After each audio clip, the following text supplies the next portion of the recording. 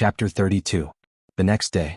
Early in the morning, Qin went straight to the bank with Nian using the excuse of going out to buy something. When he left yesterday, Ning Qiutong gave him a card with 100,000 yuan on it. It was his reward. In fact, Ning Qiutong wanted to give him 1,000,000 yuan as a reward, but Qin insisted on only taking 100,000. After all, he had already said that he only wanted 100,000, so he naturally wouldn't take more. Qin was a man of his word. Although he said that he wouldn't save Ning Zhonghua, he still saved Ning Zhonghua in the end. It wasn't that Qin didn't have principles. The reason why he helped was mainly because Ning Qiutong asked him for help as a daughter. This really moved Qin. After all, he was also a father. For Nian's sake, Qin chose to forgive Ning Qiutong. And after he and Ning Qiutong buried the hatchet, the two things that he asked the Ning family for help with were tacitly agreed by both parties. Favors. Qin asked himself if he had the chance to return this favor in the future, and the Ning family thought that Qin had the ability to return this favor. Therefore, both parties tacitly considered treating Ning Zhonghua's treatment as a pure transaction. Favors could be returned slowly, but the reward had to be settled on the spot. In the bank. Qin originally planned to apply for another bank card, deposit 50,000 yuan, and then give the card directly to Aunt Zhang. But the teller regretfully told Qin that everyone could only apply for one card at each bank. Therefore, Qin had to take out 60,000 yuan in cash, leave 10,000 for his daily expenses and give the rest to Aunt Zhang. After returning home, Aunt Zhang was wondering why Qin didn't go to work at 10 o'clock. Thus, Qin spoke her thoughts at the right time. Aunt Zhang, I got in touch with an old classmate yesterday. He borrowed 100,000 yuan from me when he started his business, so now he's returning it to me with interest. Here's 50,000, take it first. Looking at the thick stack of cash in Qin's hands, Aunt Zhang was shocked. She quickly pushed Qin's hand away and said anxiously, "What are you talking about? You have so much money, why don't you just put it in the bank and show it off? I don't need that much money. Quickly save it back and don't lose it." When he was withdrawing the money, Qin had already guessed Aunt Zhang's reaction. He also knew that the difficulty of handing the money to Aunt Zhang was no less than a fierce battle, so he immediately tried to reason with Aunt Zhang. To be honest, this kind of behavior because of money made Qin feel very awkward, but he had to do it. After all, Aunt Zhang had done a lot for Qin's family over the years without asking for anything in return. If he wanted to give Auntie Zhang money now, Auntie Zhang would definitely not accept it. One side wanted to give while the other side refused. Naturally, there would be a lot of pushing and giving. After more than 10 minutes of pushing and giving, no matter what Auntie Zhang said, she still couldn't persuade Qin. In the end, even the little girl heard the noise and ran in, shouting for grandma to accept the money. Aunt Zhang had no choice but to accept the 50,000 yuan and said helplessly, "Well, leave the 50,000 yuan with me first. When you need money, just let me know." "Okay, Auntie Zhang, don't worry. I still have 50,000 yuan here, don't worry. Since I'm back, I will naturally support this family and give Nian a relatively good environment to grow up in." That's good, that's good." Auntie Zhang held the thick stack of money and felt a little emotional. After Auntie Zhang took the money back into the house, Qin turned on the TV and put the little girl on the sofa to watch cartoons. He followed her to her room and said to her, "Oh right, Auntie Zhang, I quit the job." Hearing this, Auntie Zhang was shocked and quickly asked, "What's wrong? Aren't you doing well? I also think that it suits you. Why did you quit just like that?" "It's like this. Didn't you tell me some time ago that you would be going home to take care of your granddaughter after the new year? So I thought that I still have 50,000 yuan left, right? Then I might as well start a small business. It's easier to take care of the child this way." Speaking of this, Qin looked at Auntie Zhang with some worry and quickly explained, "I'm not chasing you away. I just think that you haven't been home much for Nian all these years, so your family must have some opinions. You've done too much for me and Ying. Since I'm back, I shouldn't continue to owe you. I have to find a way to slowly repay your kindness." Hearing this, Auntie Zhang couldn't help but sigh and said worriedly, "Yes, I haven't been home for a long time. My granddaughter is more than a year old and my son calls me every day insisting that I go back to help them take care of the child." "Then you should go back. I'll bring the child to visit you often in the future." After hearing Qin's words, Auntie Zhang nodded, but immediately shook her head and said, "I'm just a little worried." She looked at Qin and said earnestly, "Qin, you're not young anymore. You're a man. You can't be cooped up at home every day to take care of the child, right? How could this be allowed to go out? Ying is really too much. You've been gone for 5 years and if she's gone, I'll probably be gone for 5 years too. How can parents be like you too?" Qin couldn't help but smile bitterly. Auntie Zhang thought about it and continued, "Then how about this? I'll stay for a few more days. In these few days you'll be in charge of buying groceries, cooking and washing clothes. Just treat it as a pre-job inspection so I won't have to worry." "Okay. I'll show you my cooking skills later." The light rain slanted and the wind blew in the morning chill. The light smoke was scattered, and the willows were beautiful on the clear beach. Entering the clear waters of the Huai River, the clear waters were slow. Snowy foam floats in the noon cup, and polygonum wormwood shoots are tested in the spring plate. The taste of the human world is clear joy. Lunch was cooked by Chen Shi. She cooked 3 side dishes and a tomato egg soup. To be honest, it was very ordinary, at least far worse than Auntie Zhang's. However, it was the first time for the little fellow to eat the food cooked by Papa. She held her small bowl, waved her small spoon and shouted, "Papa's food is delicious." As she spoke, she also ate several mouthfuls of egg soup rice in succession, which really gave Chen Shi face. However, Chen Shi was a little dissatisfied with his cooking skills, which didn't meet his expectations at all. But after thinking about it, it was still acceptable. After all, he hadn't cooked for hundreds of years, so he was really a little rusty. Now he could make something neither salty nor bland, which was actually very good. After lunch, Auntie Zhang finally didn't stop Chen Shi from entering the kitchen this time. Instead, she held the little fellow and happily watched TV. Chen Shi took the bowls and chopsticks back to the kitchen, wiped the table with a towel and then washed the dishes, scrubbed the pots and wiped the stove. After cleaning up the kitchen, he had to wipe the table and windows, sweep the floor and throw the little fellow's dirty clothes into the washing machine. Some clothes were stained with too much oil, so he could only wash them slowly with soap. After everything was done, it was almost 3 o'clock in the afternoon. Auntie Zhang was going to take a nap, so Chen Shi forced the TV off in the little fellow's reluctant cries, and then coaxed her to recite a book. What was life? This was life. A bachelor could throw the takeout box into the garbage bag after eating, and when the garbage bag outside the door was piled up to a certain extent, he could throw it all into the trash can. The room could only be cleaned once every half a month, and the bed sheets could only be changed once a month or even 3 months. This was also a kind of life, but it was not a father's life. A child was not a toy. He could move, run, and think. Was Chen Shi really short of money? Even if Auntie Zhang left, how much could he spend to hire a nanny?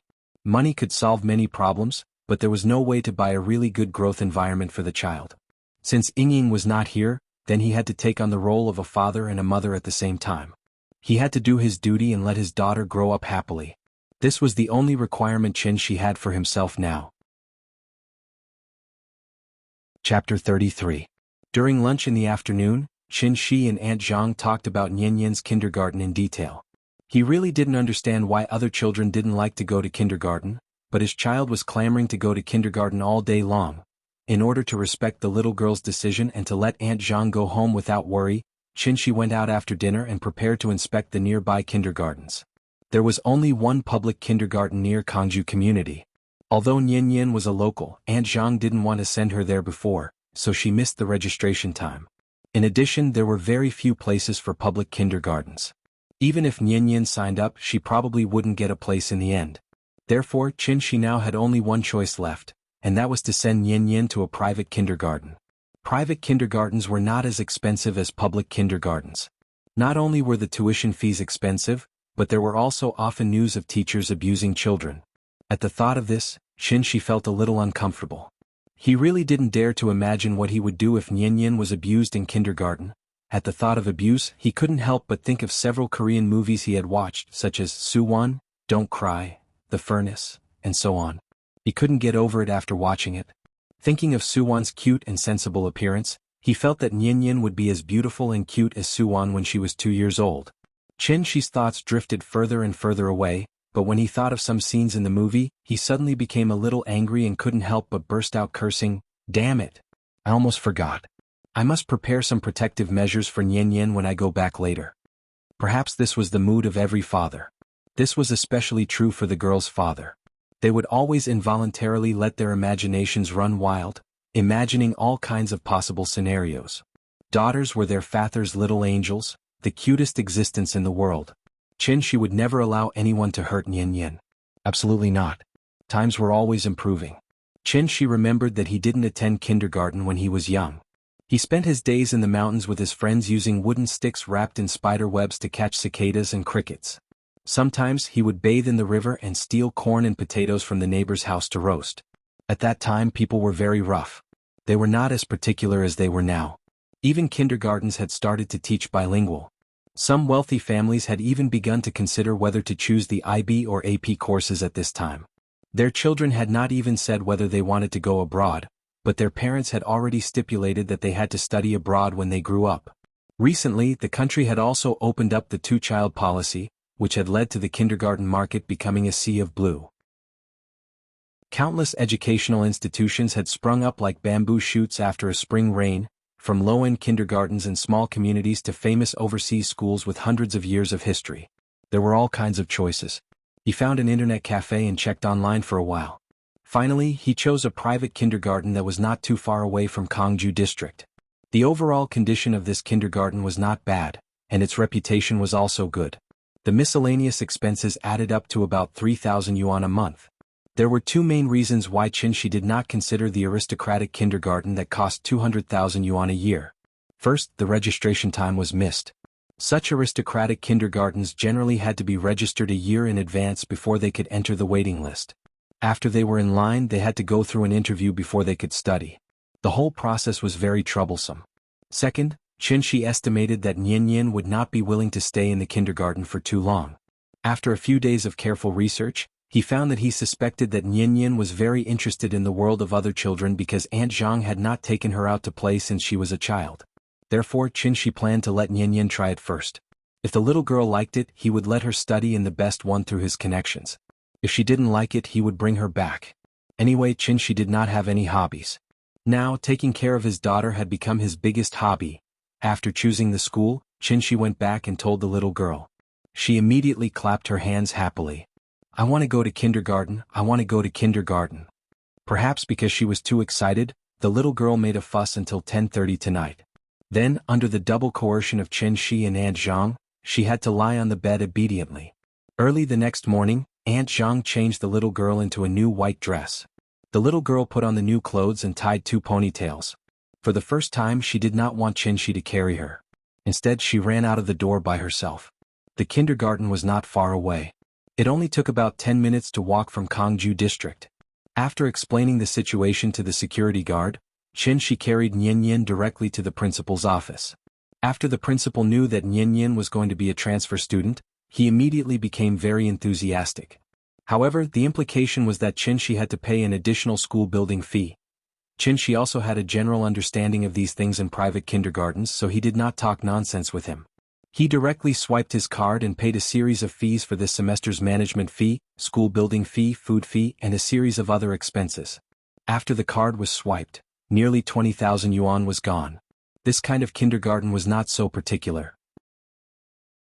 As soon as Qinshi paid the fees, the principal immediately called a woman in her 30s. She looked quite kind. The woman's surname was Wang. In the future she would be Nian's class teacher. Teacher Wang took the father and daughter to the outside of the classroom. However, when Nian saw more than 20 children about her age sitting inside, she suddenly felt a little timid. She was obviously very excited just now, but now, like a frosted eggplant, she shrank into Qinshi's arms. Papa, I don't want to come to kindergarten. Seeing this, Qinshi suddenly did not know whether to laugh or cry. Silly children were still afraid of strangers. However, at this time, even if Qinshi doted on the little fellow at this moment, he could no longer do as she wished. People had to go through this process. Since the child was here, she should go in. He must not let her develop the habit of backing out. Nian, be good. You see so many children inside. If you go in with Teacher Wang, everyone will play with you. No, I'm scared. The little fellow's mouth twitched. It seemed that she was about to cry. Qinshi had no choice but to look at Teacher Wang. Teacher Wang had seen this kind of situation for a long time. The children in this class would cry for most of the day when they came every day. In fact, Nian's situation was considered good. Nian, be good. Come, I will take you in. Don't be afraid. You will all be friends in the future. Teacher Wang motioned to Qinshi to give Nian to her. Qinshi wanted to hand Nian over, but the little fellow held his neck tightly and cried loudly, Papa, don't go, Papa, don't go. Nian, don't be afraid. Papa won't go. He will wait for you outside. Go in and play with the other children, okay? Teacher Wang wanted to take the little fellow, but the little fellow hung on Qinshi and refused to come down no matter what she said. She buried her head in Qinshi's shoulder and didn't say anything. She just cried. Seeing this, Teacher Wang motioned to Qinshi to comfort her, so Qinshi quickly said, "Papa won't go. I will wait for you at the door. Yin, you have to listen to me and learn to respect me, okay? Okay, Yin, don't cry. You won't look good if you cry too much. Look, the other children are laughing at you. Don't worry, Papa won't go. Papa will wait for you here. When you finish school, Papa will take you home for dinner. If you cry again, Papa will go back and tell Grandma that Yin went to kindergarten to cry today and was laughed at by the other children. Yin, good girl, don't cry, don't cry." After coaxing for a long time, the little fellow reluctantly got down from her father's shoulder. Seeing this, Teacher Wang decisively coaxed and pulled the little fellow into the classroom. After Yin went in, Qinshi didn't leave. Instead, he stood in the corridor and quietly looked at the little fellow in the room. The little fellow sat alone on the small bench. Her movements were a little stiff, but the children next to her were quite friendly to her. After seeing a new student, they surrounded the new student to comfort her under the teacher's instructions. The little fellow adapted for a while. After several times she looked back and saw that Qinshi was still at the door, she finally felt relieved and slowly played with the other children. Qinshi stood outside the door for a long time. Finally, a teacher couldn't help but remind him that parents shouldn't stay in the park. After that, Qinshi had to walk out of the kindergarten. In fact, not to mention the little fellow, even he, as a father, was reluctant to leave. Although it was just to send the child to kindergarten and go home at night. But Qinshi always felt empty in her heart. That kind of feeling was really strange. Thank you to Universe Handsome King, Farewell to the Sea and Night, What is Tao 1, Looking to Tomorrow, and Li Shujian, for their tips. Chapter 34. Zhao Yuan was discharged from the hospital. With 8 broken ribs, it would probably take more than half a year for him to recover. However, he was lucky that the broken ribs did not penetrate his internal organs. Otherwise he would have died on the spot. In short, he was lucky to have kept his life. The doctor performed thoracic fixation on him and he could be discharged from the hospital to recuperate at home. It would take more than half a year for his bones to regrow, so the doctor advised him not to do any strenuous exercise during this time. After returning home, Zhao Yuan tried out the new wheelchair his mother bought for him. Although his leg was not injured and there would not be any major problems with his daily activities, his mother was very worried. She was afraid that her son would move around and affect the internal fixation in his body, so she simply bought him a wheelchair. When he heard that it was his father who asked his mother not to pursue the matter, Zhao Yuan did not have much of a reaction on his face. His mother looked at him worriedly, then said with a frown, "Yuan heir, what is the background of the guy who injured you?" "Background?" Zhao Yuan sneered. His expression seemed calm, but there was an imperceptible glint in his eyes. No background, just a piece of trash who was abandoned by his wife. Now he stays at home all day to take care of the child. Speaking of this, Zhao Yuan couldn't help but touch his chest. Then he chuckled and said, "But from this kick, I'm afraid I really underestimated him." No background? That shouldn't be. Why would President Ning of Zhonghai Ocean Group vouch for him? Hearing this, Zhao Yuan shook his head and said with some confusion, "I'm not sure, but I'll send someone to investigate." "Yuan heir, we can't just let this go." "I know." The woman wanted to say something, but Zhao Yuan waved his hand at her and said, "Mom, you don't have to worry about this. I have my own arrangements." Zhao Yuan gave Li Xiuwen a call and asked to meet him. It was Li Xiuwen who sent Zhao Yuan to the hospital that day, so Li Xiuwen was very clear about Zhao Yuan's situation.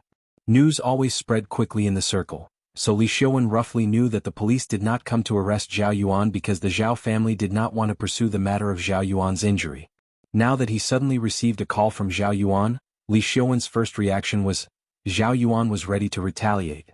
Although he didn't want to get involved no matter what, he and Zhao Yuan were friends.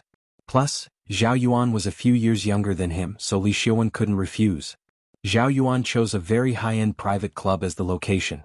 As soon as Li Xiuwen entered, he saw Zhao Yuan sitting in a wheelchair and was shocked. He quickly went up and asked, "Young Master Yuan, are you okay? Brother Li is here? Come, take a seat." After asking Li Xiuwen to sit down, Zhao Yuan smiled and said, 8 of his ribs are broken and fixed internally. His leg is fine. It's just that when he swings his arm while walking, it might affect his wound. He'll be fine in 2 days. That's good.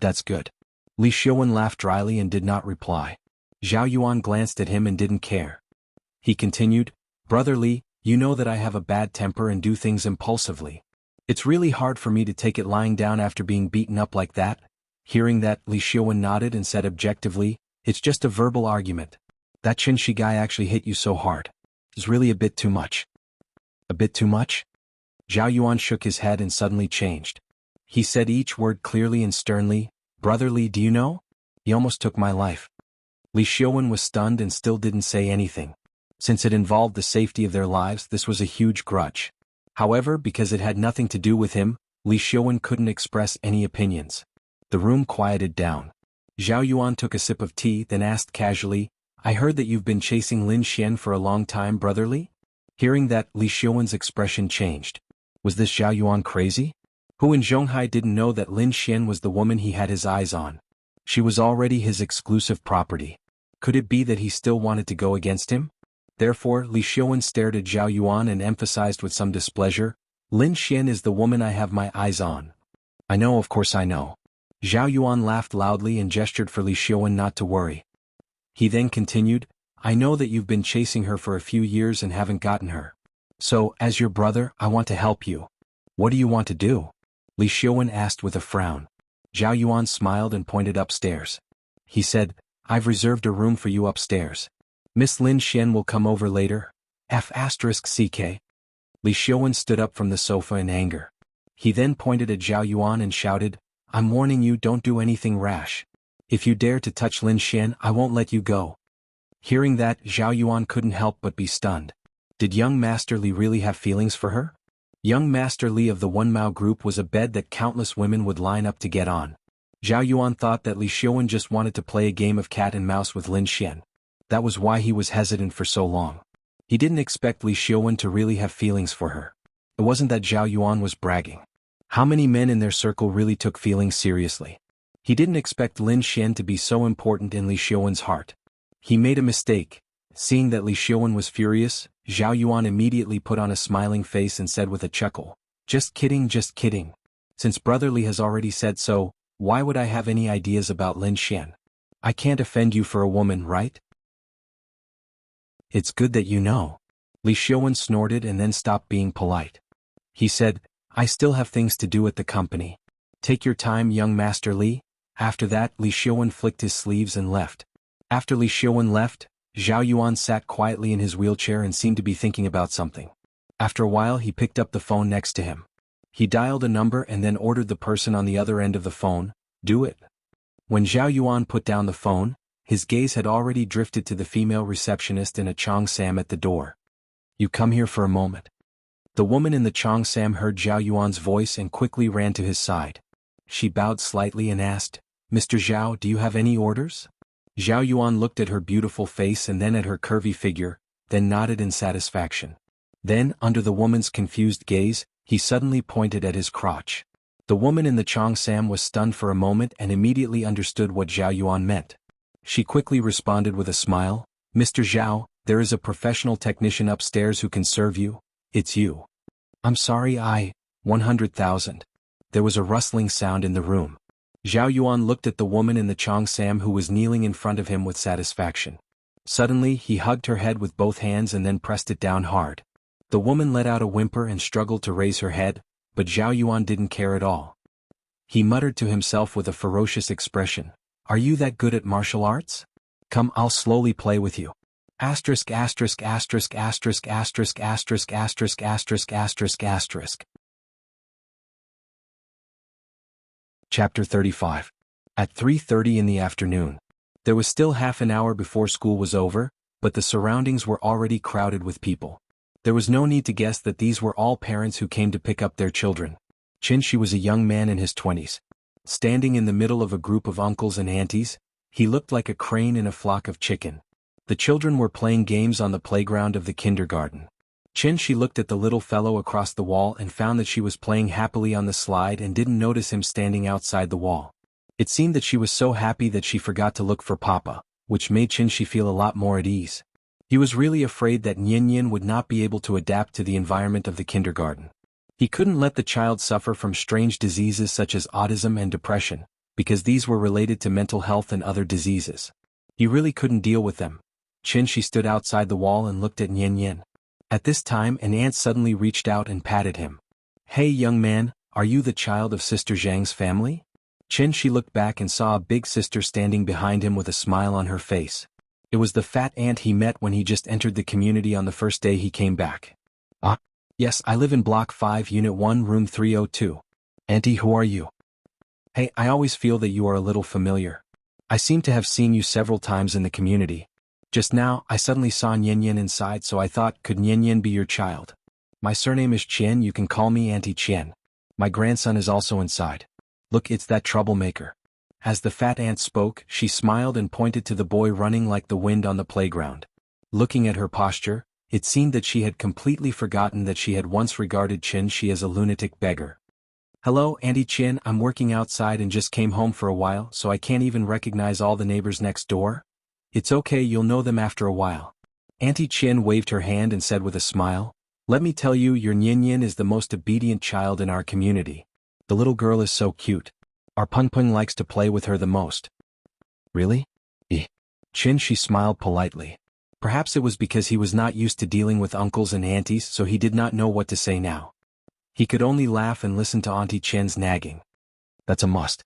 Last time, I teased that silly boy of mine, saying that when he grows up, I'll marry Nian to him. So you didn't see it. At that time, that silly kid's face was as red as a monkey's butt. He was so embarrassed that he could die." "Really?" "Of course. You don't say. The 4 or 5-year-old children these days are much smarter than we were back then. They're only a little older, and they can already tell who's good-looking and who's not. Many children in the neighborhood like to play with Nian. However, Big Sister Zhang was the only one who took care of the children in the past, so she didn't have much time to take Nian out to play. Since you're back, you should bring Nian out more often in the future." Hearing this, she still nodded with a smile on his face, but he suddenly had some vigilance in his heart. Martinson believed that children around the age of 3 would have the consciousness and behavior of love towards the opposite sex. Children have a strong thirst for knowledge and they are very concerned about everything, including the human organs. Sometimes it's a person, sometimes it's between partners of the opposite sex, or they let each other see the X organ, or touch it with their hands. The forms of expression are mostly games such as imitating the doctor, lifting the skirt, fake marriage, playing house, and so on. According to a survey of 290 children by the Nagoya Youth Association in 1970, 201 of them did the action of lifting the skirt, and 70% of the children stopped lifting the skirt under the eyes of adults. 167 peeked into the toilet, 164 peeked from under the skirt, and 108 played with the X organ. It can be seen that this is a common behavior among children, and it's impossible to effectively avoid it. Thinking of this, she faintly felt a little uncomfortable. Dare to have ideas about my daughter? No, I have to find an opportunity to popularize Nian with the knowledge of sex education. Human sexual psychology, its development and the formation of gender roles have a certain law. Generally, if it is allowed to develop naturally, the result is often normal. But if some incorrect education methods are imposed on the child, it is very likely to lead to a deformed result. Especially for children between 3 and 5 years old, through sex education, the child's sex should be recognized by society and individuals in the sense of sociology of sex and psychology. If the child is found to have an incorrect performance in sex, it should be calmly and patiently corrected, and naturally guided, and should not be scolded or intimidated. For example, seeing a child playing with the X organ, some mothers will angrily stop them. "Don't move. Dirty. Don't touch this place. It's so embarrassing. Don't touch it in the future." Or forcibly pull it away or even give a beating. In fact, this can easily affect the child from childhood to form a misconception. X organ is dirty, can't be seen, and can't be touched. Therefore, all activities related to X must be suppressed or else they will be punished. Children are in this relatively closed or conservative environment for a long time, and their sexual needs will be visibly or invisibly suppressed. If it is serious, it will even lead to physical and mental disorders or diseases. Therefore, to let nature take its course and guide correctly is the only effective and correct way. Perhaps it was because of the mischievous traditional ideas. After chatting with Aunt Qian's mood was very complicated. After all, Nian was a girl, so as a father he always felt that his daughter was at a disadvantage. Although she also understood that it was a child's mischief, and it was more of their nature and instinct as human beings, he still felt a little unhappy very unhappy, very unhappy. At 4 o'clock in the afternoon the kindergarten was over. Chin-shi squeezed to the school gate, and the little girl saw Chin-shi in the crowd at a glance. She shouted "Papa," and wanted to get out of the iron gate, but she was stopped by Teacher Wang in time. The children in the kindergarten were not picked up by just anyone. When Teacher Wang saw Chin-shi, she held Nyan-Nyan's hand and led the little girl out of the school gate. "Papa." As soon as the little girl stepped through the iron gate, she threw herself on Chin-shi's lap, and then hugged Chin-shi's thigh, raised her little head and said sweetly, "Papa, I miss you so much." "Good girl, Moa."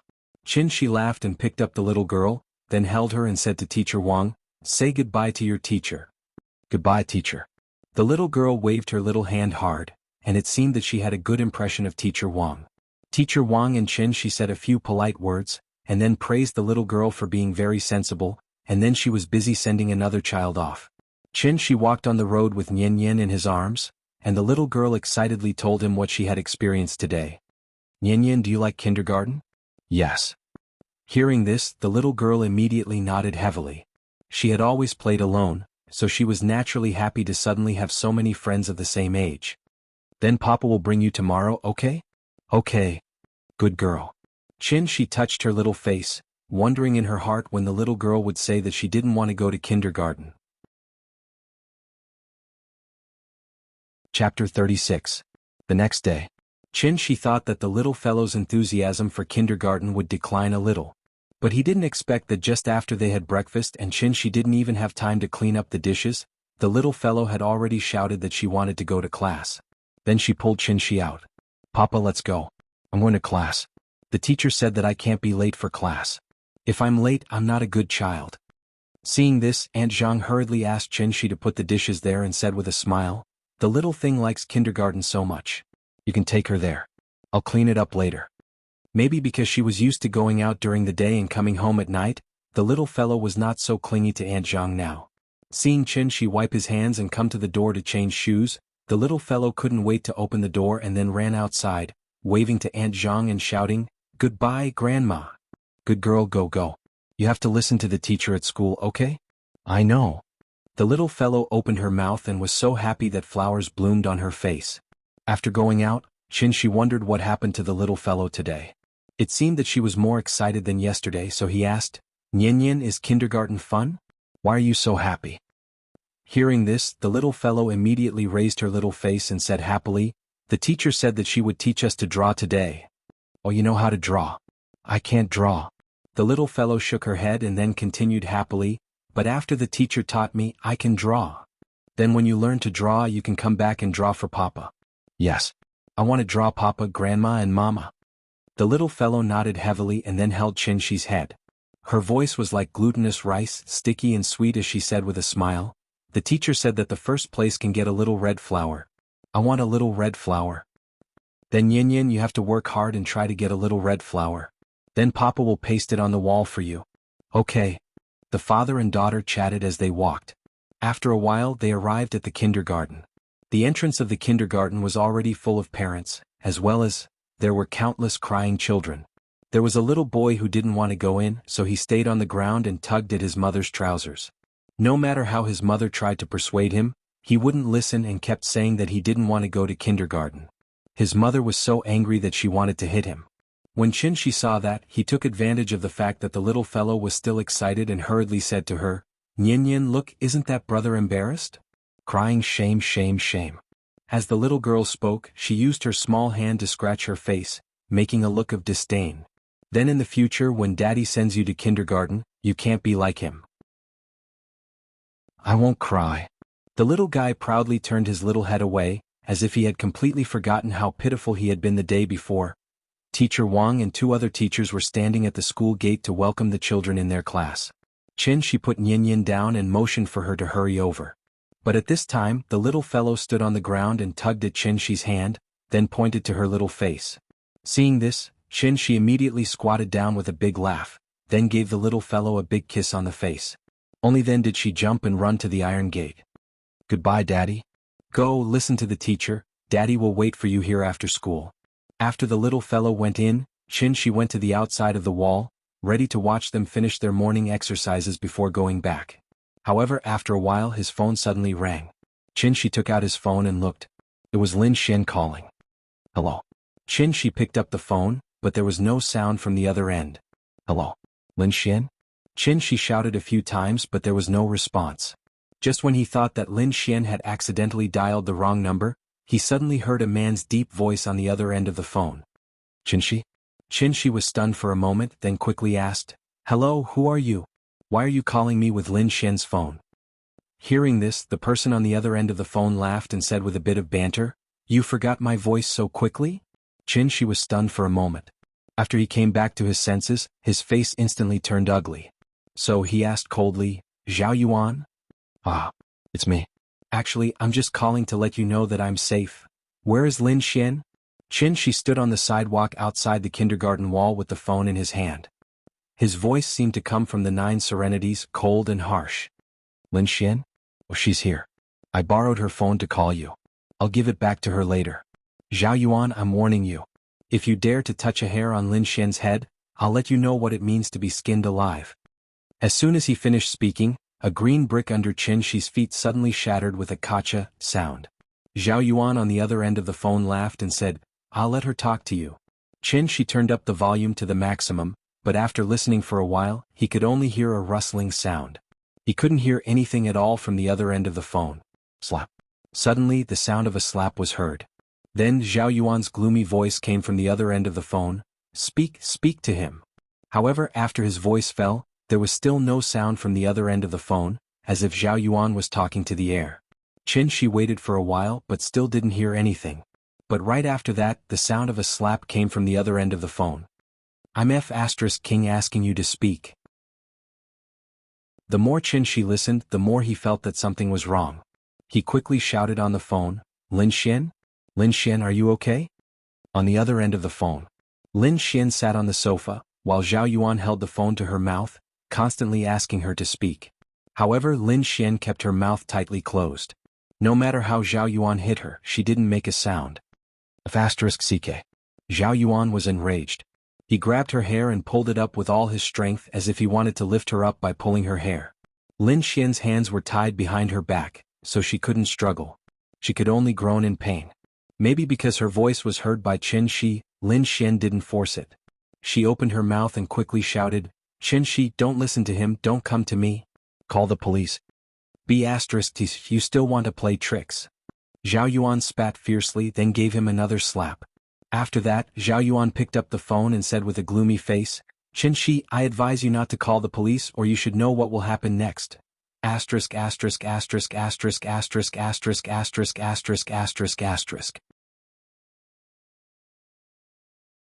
Chapter 37. In the Economic Development Zone on the outskirts of Zhonghai. This was a rather famous unfinished building in the Economic Development Zone. The main body of the building had been repaired, but there was no time to build the outer wall. It was said that the owner of this building was from Hong Kong. He had originally planned to invest in building an electronic equipment processing factory here, but for some unknown reason the factory was not built. The office building was only half finished when the Hong Kong owner had already run away. Because it had been desolate for too long, the factory walls had long been overgrown with weeds. The main body of the building had also become somewhat dilapidated due to the wind and sun over the years. It had to be said that Zhao Yuan had chosen a good place. Because of this rundown place, no one would come here except for models and internet celebrities who filmed outdoor blockbusters. It was really the best place to kill someone and dispose of a corpse. Zhao Yuan searched for a few days and did not find any news about Qin Shi, so he simply made up his mind and kidnapped Lin Xian, who had the closest relationship with Qin Shi. Zhao Yuan pondered that since he had already done it, he might as well go all the way and go all the way. That was why he had tested Li Xiuwen and wanted to use Lin Xian to do him a favor and try to drag Li Xiuwen down with him. However, what Zhao Yuan did not expect was that Lin Xian actually had some weight in Li Xiuwen's heart. He did not even want to eat the meat in his mouth and insisted on imitating someone else's pure love. While Zhao Yuan despised him in his heart, he silently adjusted his plan. Since Li Xiuwen was unwilling to participate, then he could not blame him for ruthlessly destroying the flower. If there was someone to blame, then blame Lin Xian for having such a bad friend like Qin Shi. Although Li Xiuwen had sternly warned Zhao Yuan not to touch Lin Xian. However, Zhao Yuan was not afraid of Li Xiuwen. Besides, as long as it was done neatly, who would know what had happened in this remote unfinished building? Young Master Yuan, this woman is really tasty. I, Hu Laosan, have lived for so many years, but I have never played with such a high-quality product. I really want to try it. A man in his 30s or 40s stood behind Zhao Yuan and kept looking back at Lin Xian, who was tied to the chair. Lin Xian was not in a good state at the moment. His hair was messy and his face was bruised. It was obvious that he had suffered a lot. Her mouth was taped shut, and her hands and feet were tied tightly, so she could only sit on the chair and whimper and struggle. Lin Xian had already been captured by these people for 2 days. When she left for work yesterday morning, she was drugged and taken away by these people as soon as she arrived at the parking lot. When she woke up, she found that she had been taken to this strange place, and the mastermind behind her kidnapping was Zhao Yuan. Zhao Yuan had no enmity with her, so there was only one reason why he had kidnapped her here. After waking up, Lin Xian immediately thought of Qin Shi. She was originally very scared, but when she confirmed that Zhao Yuan had not captured Qin Shi, her heart suddenly relaxed. Lin Xian did not know what was wrong with her. She was clearly a clay bodhisattva crossing the river, but in this situation she was actually concerned about the safety of others. The group of people in front of her didn't seem to be good people.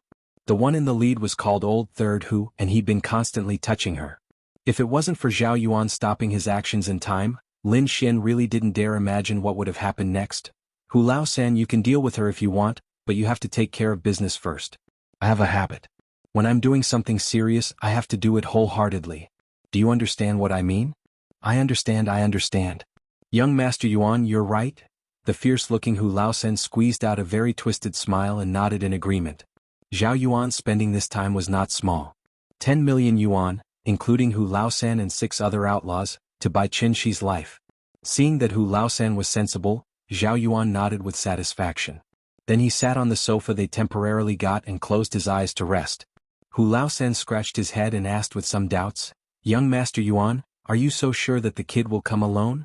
He won't call the police, right? Don't worry. With my understanding of him, he will not ignore the safety of this woman. Speaking of this, Zhao Yuan paused, sneered, and continued, I have already arranged in the Municipal Public Security Bureau. If he calls the police, we have enough time to evacuate. Don't worry. Hu Laosan thought about it and still said with some worry, what if the kid doesn't come? Hearing this, Zhao Yuan could not help but laugh. He was laughing, but his eyes were cold, as well as bone-deep hatred. He will come. Zhao Yuan suddenly thought of something and added, by the way, you have to be careful when he comes. That kid is a martial artist. You have to remember to be careful. Don't fall into the gutter.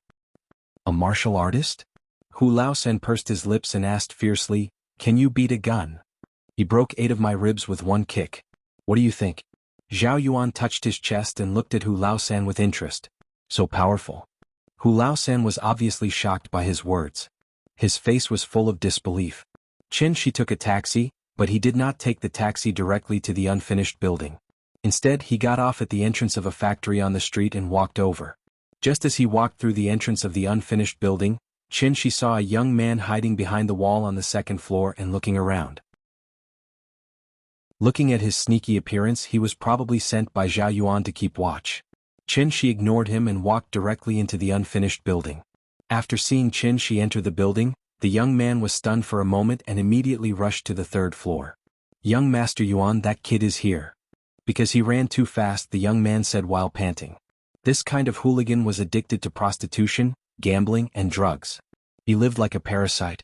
He could intimidate and do odd jobs, but if he really fought, he would tire himself out before he could even swing a few fists.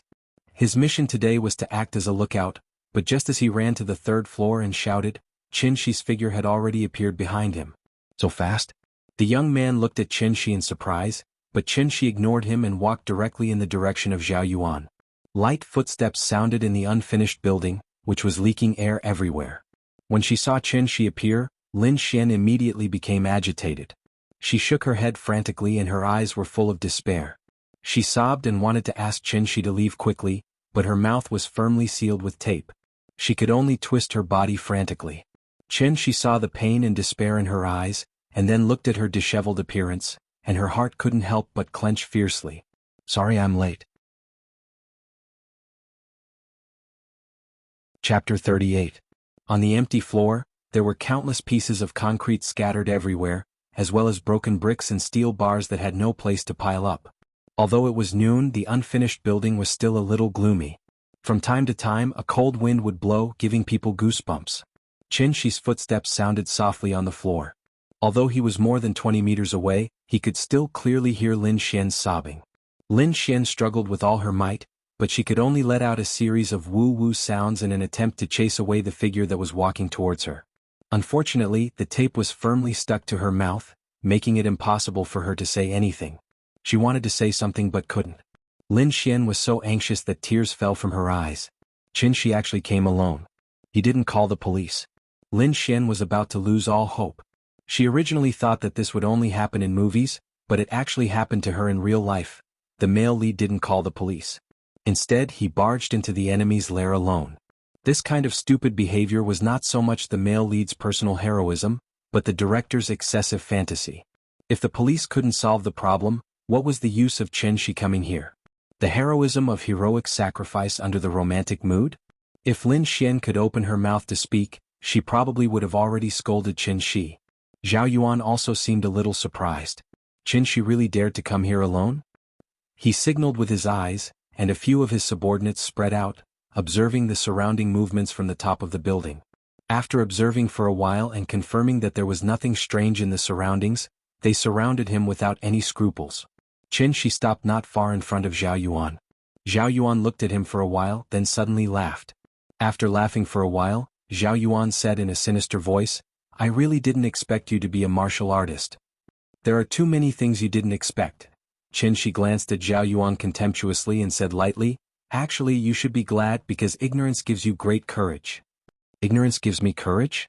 Zhao Yuan was stunned for a moment. Then, as if he had heard a joke, he laughed wildly. While Zhao Yuan was laughing, Hu Laosan, who was standing next to him, suddenly winked at the young man behind Qin Shi. This young man who was sent as a sentry was not good at killing or arson, but he was good at stealing. Because he was very quick-witted, he instantly understood what Hu Laosan meant. Therefore the young man secretly took out a folding knife and, while Qin Shi and Zhao Yuan were talking, quietly crept over. Don't be fooled by Old Third, whose ferocious appearance, which always made people mistakenly think that his brain was full of muscles, but in fact Old Third who was very shrewd. Strategically they despised the enemy, but tactically they valued the enemy. Even a lion would use all its strength to hunt a rabbit. What's more, they were in a business that involved licking blood from the tip of the blade. If they were not careful and cautious in their work, they would have long since capsized in some gutter. If this brat who dared to come alone wasn't really stupid, then he definitely had something to rely on. Hu Laosan had also dealt with some martial artists before, so he knew that these martial artists were not easy to deal with. While calmly looking at the young man behind Qin Shi, he quietly put his right hand on his waist. Lin Xian was sitting at the back of the crowd. She had already seen Hu Laosan and the others' waists bulge a little. It was a gun. She crazily shook her chair, shook her head and made a series of whimpering sounds. She just wanted to remind Qin Shi to run quickly. Unfortunately, Qin Shi was not moved at all. Then Lin Xian saw the young man's action. He secretly crept behind Qin Shi with a knife. At that moment, Lin Xian's eyes were like a dam that had burst. Tears rushed out violently, blurring her vision in an instant. She wanted so much to remind Qin Shi, but she couldn't make any sound. So hateful. So hateful. Tears had already made her unable to see the things around her, but Lin Xian still tried her best to widen her eyes, wanting to signal Qin Shi to be careful behind him. But at that moment she suddenly saw a trace of pity in Qin Shi's eyes. The eyes were the window to the soul. Through the eyes one could have a keen insight into other people's minds. Lin Xian's eyes were filled with despair, but Qin Shi's eyes were filled with pity. Suddenly Qin Shi's right hand moved slightly. Then Lin Xian's chest tightened and her vision turned black. She suddenly fainted. Before she fainted, she saw the shining knife in the young man's hand. Little Six was a little excited as he waved the dagger in his hand. As long as he stabbed the knife in, he would get 10 million yuan. Although he might get less than 1 million yuan out of the 10 million yuan, Little Six was already very satisfied. Hu Laosan had brought them to do many big businesses over the years, but none of them were as easy as today's. Little Six was so excited that the hand holding the knife was trembling slightly. Fortunately, that person didn't notice anything strange about him. Little Six successfully found his way to the person's back. Then he raised the dagger and stabbed upwards. Hu Laosan had taught them that they should aim for the waist when stabbing, then stab diagonally from the bottom to the top. Because of this, the dagger could pierce through the bones and directly into the organs. They weren't street gangsters but lawless maniacs who ran for their lives. When stabbing someone they naturally had to stab to death. Little Six was a little excited as he stabbed with the knife. But before he could be happy, a hand suddenly appeared in his line of sight. Then, his neck suddenly felt like it was clamped by a steel clamp. He was like a little chick being choked by the neck and lifted into the air. Little Six struggled with all his might. Because his neck was being choked, Little Six's face instantly turned red because of the rush of blood. He bulged his eyes and struggled with all his might. Maybe it was because he was used to big waves, but Little Six quickly calmed down. Then he immediately grabbed Qinshi's arm with his left hand and stabbed at Qinshi's wrist with the knife in his right hand. Seeing this, Qinshi immediately lifted Little Six's neck and threw him to the side. Then Little Six's whole body flew out like a rag doll and hit the load-bearing pillar next to him. Little Six. Hu Laosen couldn't help but exclaim at the sudden change of events. Bang! Bang! Bang! Hu Laosen didn't hesitate to take out a pistol from his waist. He raised his hand and fired 3 shots at Qinshi. This was a real desperado. In their hands the gun was a practical tool, not just a toy used to scare people. Hu Laosen was very confident in his marksmanship. Since he had chosen to make a living in this field, his marksmanship was the only way to ensure his survival. The crisp gunshot suddenly sounded in the empty unfinished building. Although there was a silencer installed, the sound still made Zhao Yuan's ears ring. Blocking bullets with a car door was a plot that only existed in movies. Only those who had seen a gun knew how terrifying the lethality of a gun was. Thanks to a leader. It's not that I'm ugly, it's that there's something wrong with your eyes. Quiet and promising too. Book friend 2017101145459383. 19670-105, curry rice, sushi, and several bosses for their tips. Chapter 39. In the empty unfinished building, the echoes of the gunshots lingered for a long time. Although Zhao Yuan was also a ruthless person, he was definitely not as cruel, decisive, and merciless as Hu Laosen. Therefore, even Zhao Yuan was startled when the gunshot rang out all of a sudden. He obviously did not expect that Hu Laosen, who had been respectful in front of him before, would have such a ruthless side. He really did shoot when he said he would. He didn't even blink his eyes. Everything happened in the blink of an eye. From Little Six's body smashing into the pillar to Hu Laosen shooting, only a few seconds had passed. So after Hu Laosen shot, Qinshi still maintained the posture of throwing Little Six out. However, after 3 shots, Qinshi still looked like nothing had happened and slowly walked toward Zhao Yuan. Did he miss? Zhao Yuan looked at Qinshi with some surprise, then turned to look at Hu Laosen. Hu Laosen was also a little surprised. Did he miss? With his shooting skills, he could at least get a score of more than 98 points within 20 meters, even if he couldn't hit every shot. Moreover, that was the result of target practice. Now he was shooting people. Qinshi was such a big person, but he fired 3 shots in a row and missed. It was indeed a little unreasonable. Hu Laosen frowned and aimed the muzzle at Qinshi's chest, then shot again with a bang. This time he finally saw Qinshi's movements clearly. It turned out that Qinshi had dodged to the side a second before he shot, and then recovered at a very fast speed. The initial speed of a pistol bullet was about 300 meters per second, and Qinshi's current movement was not as fast as the bullet. The reason why Hu Laosen could not hit him was that Qinshi had already judged the direction of the bullet the moment Hu Laosen aimed the muzzle at him, and made the corresponding dodging action in advance. Damn, this kid is really weird. With this, Qinshi finally gave Old Third Hu the most direct understanding of martial arts. After fiercely spitting a mouthful of thick phlegm onto the ground, Hu Laosen's expression suddenly turned ferocious as he raised his gun and aimed it at Qinshi. Bang! Bang! Bang! Bang! At the same time, Qinshi suddenly quickened his pace. His entire body seemed to have turned into a white shadow, and in an instant he was already more than 10 meters away. In the blink of an eye, Qinshi had already appeared in front of Old Third Hu. Hu Laosen was shocked. He raised his pistol and wanted to shoot again. But at this time, Qinshi reached out and grabbed him by the neck, then lifted him up. Just like how he treated Little Six before, he ruthlessly threw him to the supporting pillar at the side. Bang! Hu Laosen's body heavily smashed against the load-bearing wall, and then slid down along with the wall to the ground, raising a huge cloud of dust. Because the situation changed too quickly, when Zhao Yuan came back to his senses, the one standing next to him was no longer Hu Laosen, but Qinshi. Zhao Yuan sat in the wheelchair, slightly raising his head and looking at Qinshi. Chen Shi's eyes were very calm, without any emotion in them, as if he was looking at a dead person. At this moment, Zhao Yuan felt as if he had fallen into an ice cellar, which was exactly the same feeling as that night in Sally's restaurant. Damn, why are you still in a daze? Kill him for me. Shoot. All of you shoot. Zhao Yuan came back to his senses and hurriedly controlled the wheelchair to move back. Instinctively he wanted to stay away from Chen Shi. After hearing his roar, the remaining 4 big men suddenly woke up and took out their pistols to aim at Chen Shi. At this time Chen Shi moved again. He suddenly swung his arms to both sides, and 4 coins instantly flew out of his hands. Like accurately guided missiles, they accurately hit the middle of the 4 big men's foreheads.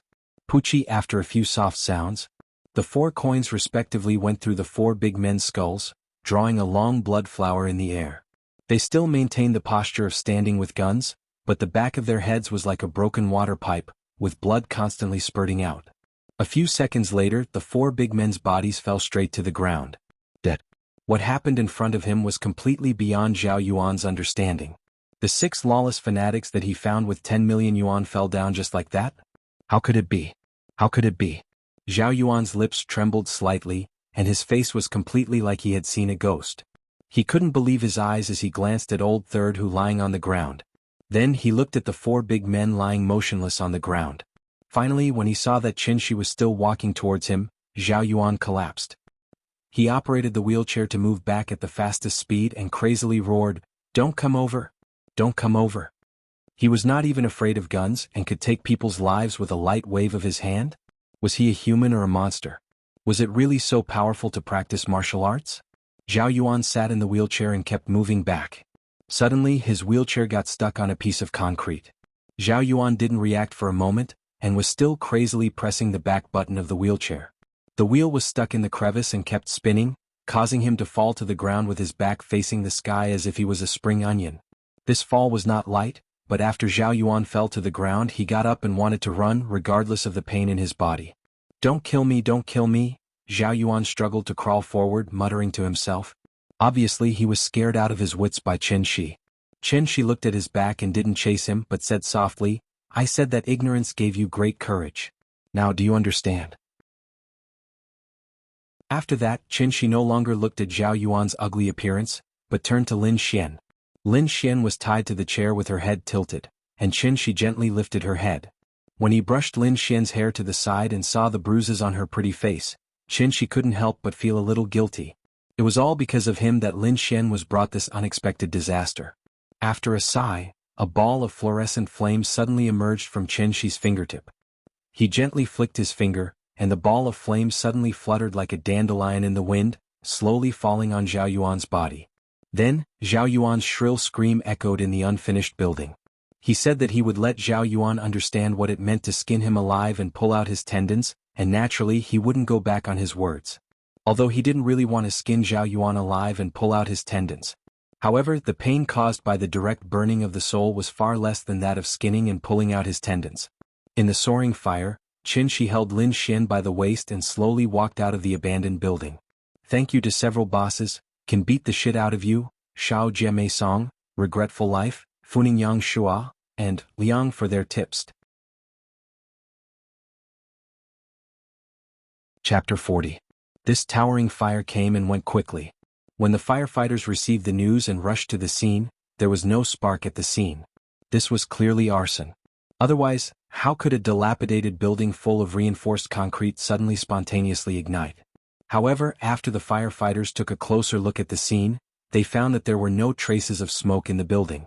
Just when everyone was a little confused, an old firefighter keenly discovered that the ceiling above their heads was covered with a layer of tiny water droplets. If they didn't look carefully, they really couldn't see it. This also meant that the arsonist didn't use gasoline or firewood to set the fire, but used clean fuels such as natural gas and alcohol. Because only in this way would it not produce black smoke when it burned. Clean fuels weren't cheap. Ordinary people couldn't use clean fuels to create a towering fire of that scale just now. The fire brigade withdrew, and then they informed the Jinkai district branch. The economic development zone was a place where many factories existed. A lot of flammable and explosive chemicals were stored in the factories. Once a fire broke out, the consequences were simply unimaginable. The August 12th explosion in the Shangjin Binhu area was a living example.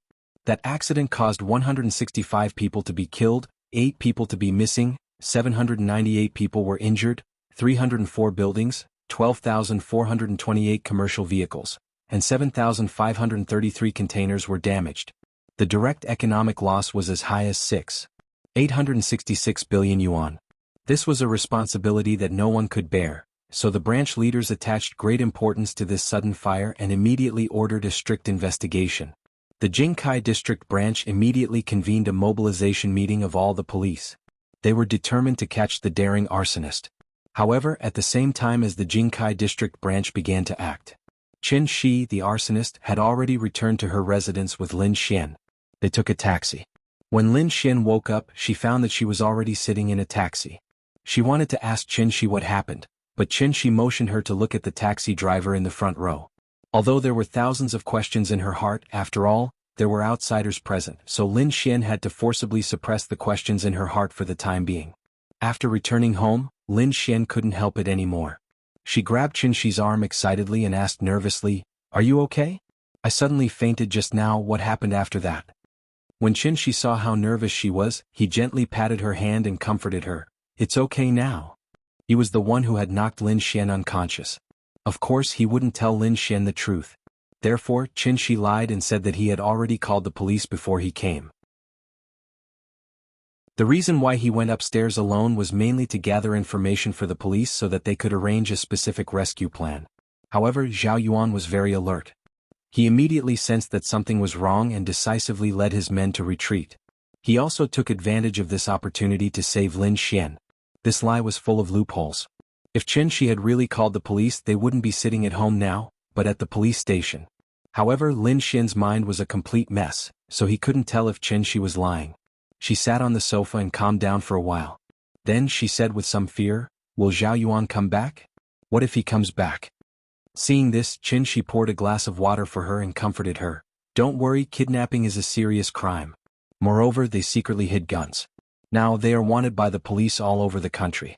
They can't even escape, so how could they come back?" "Really? Of course it's true. Don't worry, it's okay now." Qin Shi sat with her for a while. When he saw that she gradually calmed down, he said with a smile, "Call the company first and ask for a leave of absence. Have a good rest and relax for a few days. Since it's all in the past, forget all the unhappiness. Don't take it to heart." Lin Xian lowered her head and didn't say anything. Qin Shi turned her head to look at her, only to find that she was crying silently with her head down. In fact, as long as he put himself in her shoes, he could understand how she felt now. She was suddenly kidnapped and living in the same room as a criminal. She was a woman, and a beautiful one at that. To put it bluntly, she could have been violated at any time. That kind of constant mental stress didn't crush her on the spot, which was really good. Qin Shi didn't know how to comfort her. In short, it was all because of him. He dragged Lin Xian into this and caused Lin Xian to suffer for 2 days for nothing. In the end, this was an undeserved disaster. So after hesitating for a while, Qin Shi could only sigh softly, "It's all my fault, I dragged you into this. I'm sorry." Hearing this, Lin Xian sniffled, raised her head, and forced a smile as if she was comforting Qin Shi. She forced a smile and said, "It's okay, it's all in the past." Qin Shi awkwardly pulled out a tissue and handed it to Lin Xian. He really didn't know what to say in this situation. Lin Xian took the tissue and wiped her nose. Then she took a deep breath, stood up and said with a smile, "It's okay, it's okay. Wait for me, I'll take a shower and change my clothes and then we'll go out for dinner?" Qin Shi was stunned for a moment, then quickly nodded and responded, "Okay, go quickly, I'll wait for you. It's my turn to treat today." Lin Xian's house was bought with her own savings. The house was not big, only one suite, but the decoration was very warm. She nodded, then turned and walked toward the bedroom. Qin Shi sat on the sofa thinking about how to comfort Lin Xian. But at this moment his phone rang. Qin Shi took out his phone and found that it was an unfamiliar number. After thinking about it, Qin Shi picked up the phone. "Hello? Hello. Papa. Why haven't you come to pick me up? The other children have all left. I'm the only one left." The little girl's childish voice came from the other end of the phone. Her tone was very hurried and she seemed to be a little unhappy. It seemed that she was angry. "Ouch, I'll go." After hearing the little girl's voice, Qin Shi immediately panicked. It was all Zhao Yuan's fault that he forgot to pick up Nian from school on time. "I'm sorry Nian, Papa was delayed by something just now." Wait for me at the kindergarten, Papa will pick you up right away. Hurry up. Hurry up. I want to go home. The little girl unceremoniously showed her dissatisfaction on the other end of the phone. Okay. Papa will come right away. Nyin, wait for me. After hanging up the phone, Qinshi immediately stood up from the sofa. At this time, Lin Xian also came out of the bedroom, looked at him and asked, Nyin is still in kindergarten? Yes, I forgot to pick her up from school. It's okay, you go pick her up first, we'll talk about dinner another day. Then I'll go first? Go ahead. Remember to call me if there's anything. Well, don't worry, I'll take a few days off. Okay, then I'll go first. Bye. Thank you. Blue Sea Mulberry Field, radishes also have youth, 001248, after playing house, sleeping dream, Yangqi, June Wuxia 9, wanting to say but turning around, Feng Hua Hua, Moonlight Fall, Spit 10,000 years, Fubiix, 74,011 pp, Canvas shoes, Cola Hu, so many bosses tips. Chapter 41. After Qinshi left Lin Xian's house, he took a taxi and went straight to the kindergarten. Along the way he kept urging the driver to drive faster, but because it was rush hour, no matter how good the driver's driving skills were, the car moved very slowly. Therefore, when Qinshi finally arrived at the kindergarten in a hurry, it was already 5:30 in the afternoon. The kindergarten was over at 4 o'clock, so when Qinshi arrived at the entrance of the kindergarten, there were no other parents outside. After briefly explaining the situation to the security guard, Qinshi quickly ran into the school. Then he found the little girl alone on the playground. The playground of the kindergarten was not big, and it was covered with a colorful suspended assembly floor, surrounded by a few plastic cartoon dolls. The little girl climbed the stairs with difficulty, then sat on the skateboard and slid down. It was still the same slide, but there was no happy smile on her face like yesterday. Seeing this scene, Qinshi couldn't help but feel distressed. If he had known it would be like this, he would have called Aunt Zhang in advance and asked her to pick her up. Nyin, I'm sorry Dad is late. Qinshi stepped forward and ran quickly toward the little girl, and at this time the little girl also saw him. The little girl slid down the slide, sat on the ground, and stared blankly at Qinshi who was running toward her. But right after that she began to cry loudly. The little girl cried very sadly. When Qinshi came over she immediately opened her small hands and hugged Qinshi's legs, then cried and sobbed, Papa, don't leave me. Qinshi quickly squatted down, hugged the little girl in his arms and then softly comforted, Nyin, be good, Dad will never leave you. Dad has something to do today so I didn't come to pick you up on time. I'm sorry, don't be angry with Dad, okay? The little girl didn't speak but cried more and more sadly. Qinshi hurriedly wiped away her tears, but her bean-sized teardrops were like a broken string of pearls. They kept pouring out of her eyes, and no matter how hard she tried to wipe them away they wouldn't run out. Nyin, don't cry, okay? Dad is here. Dad promises to pick you up on time in the future. Don't cry, okay? Qinshi held the little girl's head in his arms, and then constantly comforted her in her ear. After a long time the little girl's body finally calmed down, and her small body no longer trembled. After she stopped crying she raised her head from Qinshi's arms, opened her small hands and said with an aggrieved expression, Hug. Seeing that she was no longer crying, Qinshi immediately excitedly lifted her up, and then prepared to carry her out of the kindergarten. But at this time the little guy suddenly turned his little head, pointed at the slide next to him, and shouted with a crying voice, School bag. My bag. Qinshi looked in the direction of Nyinyin's finger, and found a brand new cartoon bag next to the slide. My bag. Teacher Wang gave it to me. Seeing that Qinshi hadn't come back to his senses, the little girl immediately flipped out, and struggled to break free from Qinshi's arms, and then went down to get her bag. Qinshi quickly hugged her, not letting her move, and then quickly said, Dad will get it for you, Dad will get it for you. When Qinshi picked up the bag the little guy snatched it from her. After she held the bag in her arms she sat quietly on Qinshi's arm again. Aware of the strong resentment from his daughter, Qinshi kept teasing her all the way. However, the little girl raised her nose and looked like she was still angry, which made Qinshi speechless. After the father and daughter returned home, Qinshi just bent down, and the little girl had already jumped out of his arms, and then ran quickly to the kitchen and complained loudly to Aunt Zhang, Grandma, Dad didn't pick me up today. What's wrong? Aunt Zhang looked at the little girl with some doubts, and then moved her eyes to Qinshi. Seeing this, Qin had to helplessly smile and explain to Aunt Zhang, "Something happened to my friend, I went to see her and was delayed for a while. When I came back it was already after school and I just picked her up from kindergarten. This little girl, she actually learned to snitch on him. Hey, I thought it was something. If you have something to do in the future, tell me in advance and I'll pick her up." Aunt Zhang touched Nianyan's head, and then motioned her to go out and play with her father. Seeing that Aunt Zhang did not make a decision for her, the little girl pouted and ran to turn on the TV by herself. During this period, no matter how Qin coaxed her, she did not say a word to Qin. This was the first time the little girl was angry with him, and Qin did not know whether to laugh or cry. After dinner, Qin thought that the little girl's anger had subsided, so he asked her to take out today's painting to have a look. However, the little girl was still holding a grudge against Qin for forgetting her in kindergarten. After taking out the drawing paper from her school bag, she hid it, and no matter what, she would not show it to Qin. While Qin was not paying attention, the little girl immediately ran to Aunt Zhang and said with a smile, "Grandma, look at my painting."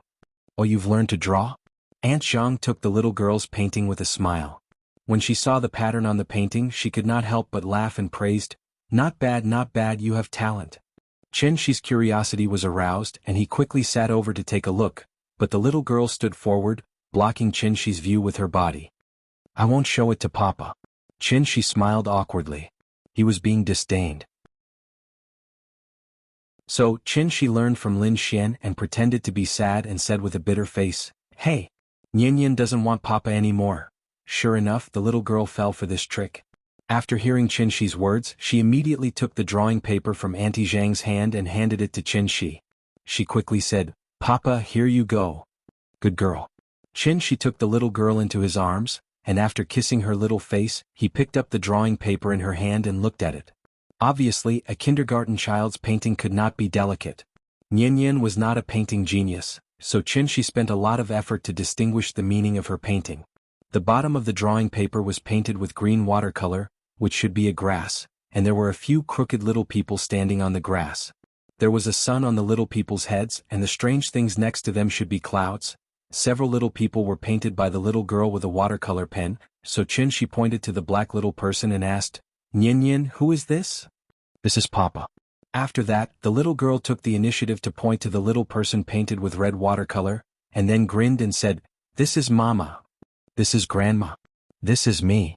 Draw a moon for the lonely night sky. Draw me singing under the moon. Paint a big window in a lonely house. Draw another bed. Draw a girl to accompany me. Draw a lacy quilt. Draw a stove and firewood. We were born together and we lived together." Chapter 42. The next day. Qin had just sent Nianyan to kindergarten when Lin Xian called. Lin Xian didn't seem to have rested well. Her voice was slightly hoarse, and he could hear her haggard tone through the phone.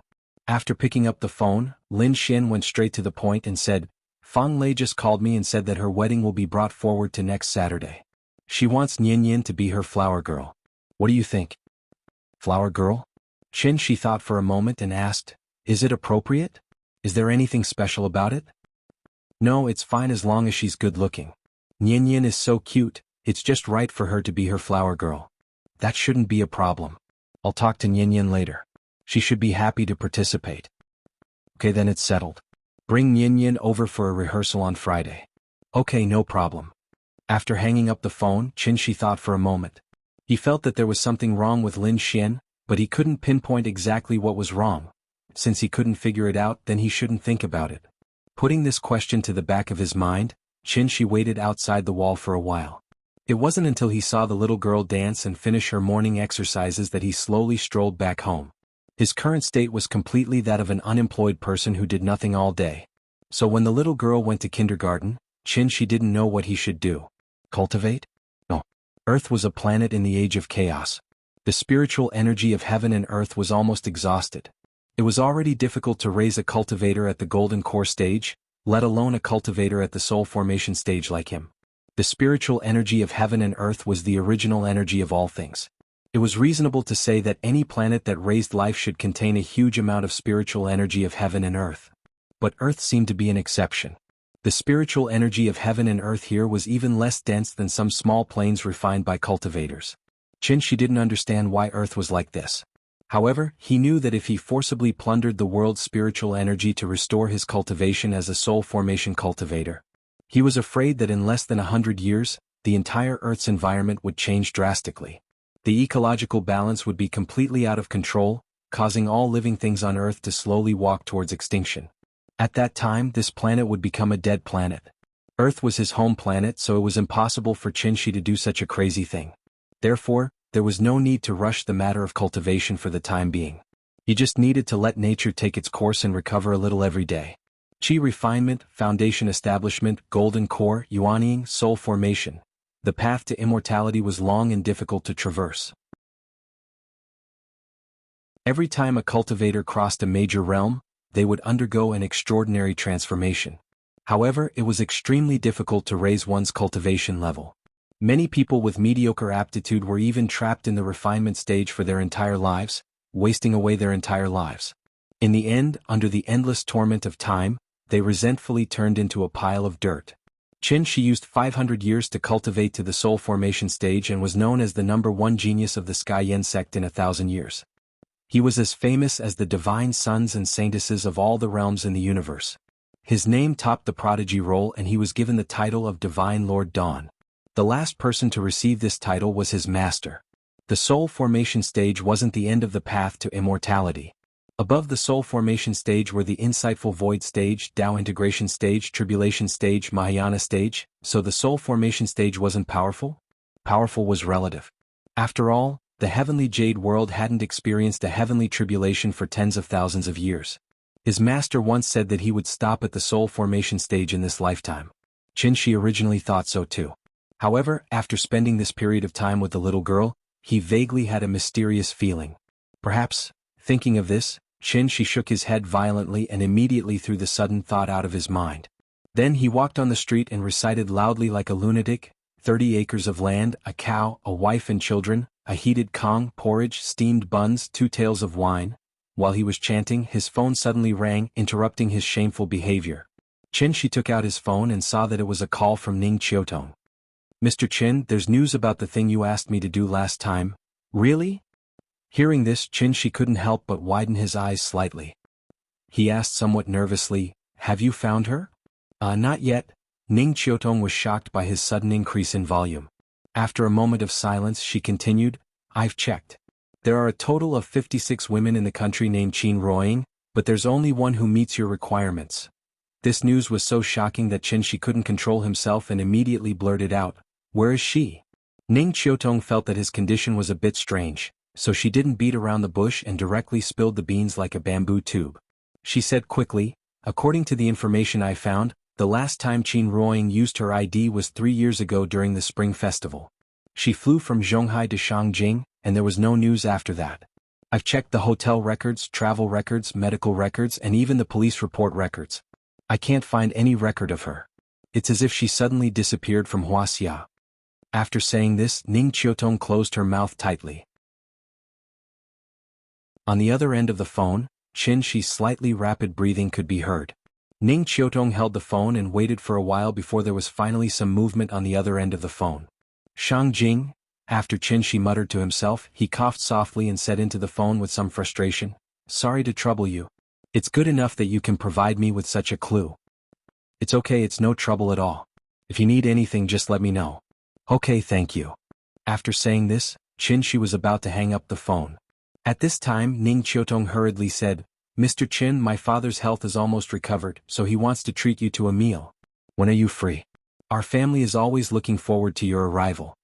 How could he be in the mood to eat when he couldn't even find his wife? Qinshi thought for a while, but finally nodded and said, "I'm free at any time. You can arrange it." Ning Zhonghua and his daughter had helped him a lot. Although there were no results, they had at least put in a lot of effort, so Qinshi felt that he should still maintain a good relationship with them. After all, Ning Zhonghua had a strong background in Zhonghai. They were well informed. What if one day there was news about Yingying? "Then do you think tomorrow afternoon is okay?" "Okay, I'll take a taxi tomorrow afternoon. You don't have to send someone to pick me up." After hanging up the phone, Qinshi walked on the street with some depression. This was the era of Edward Snowden. The technology of the internet was so advanced that it was reasonable to say that there was no information that couldn't be found.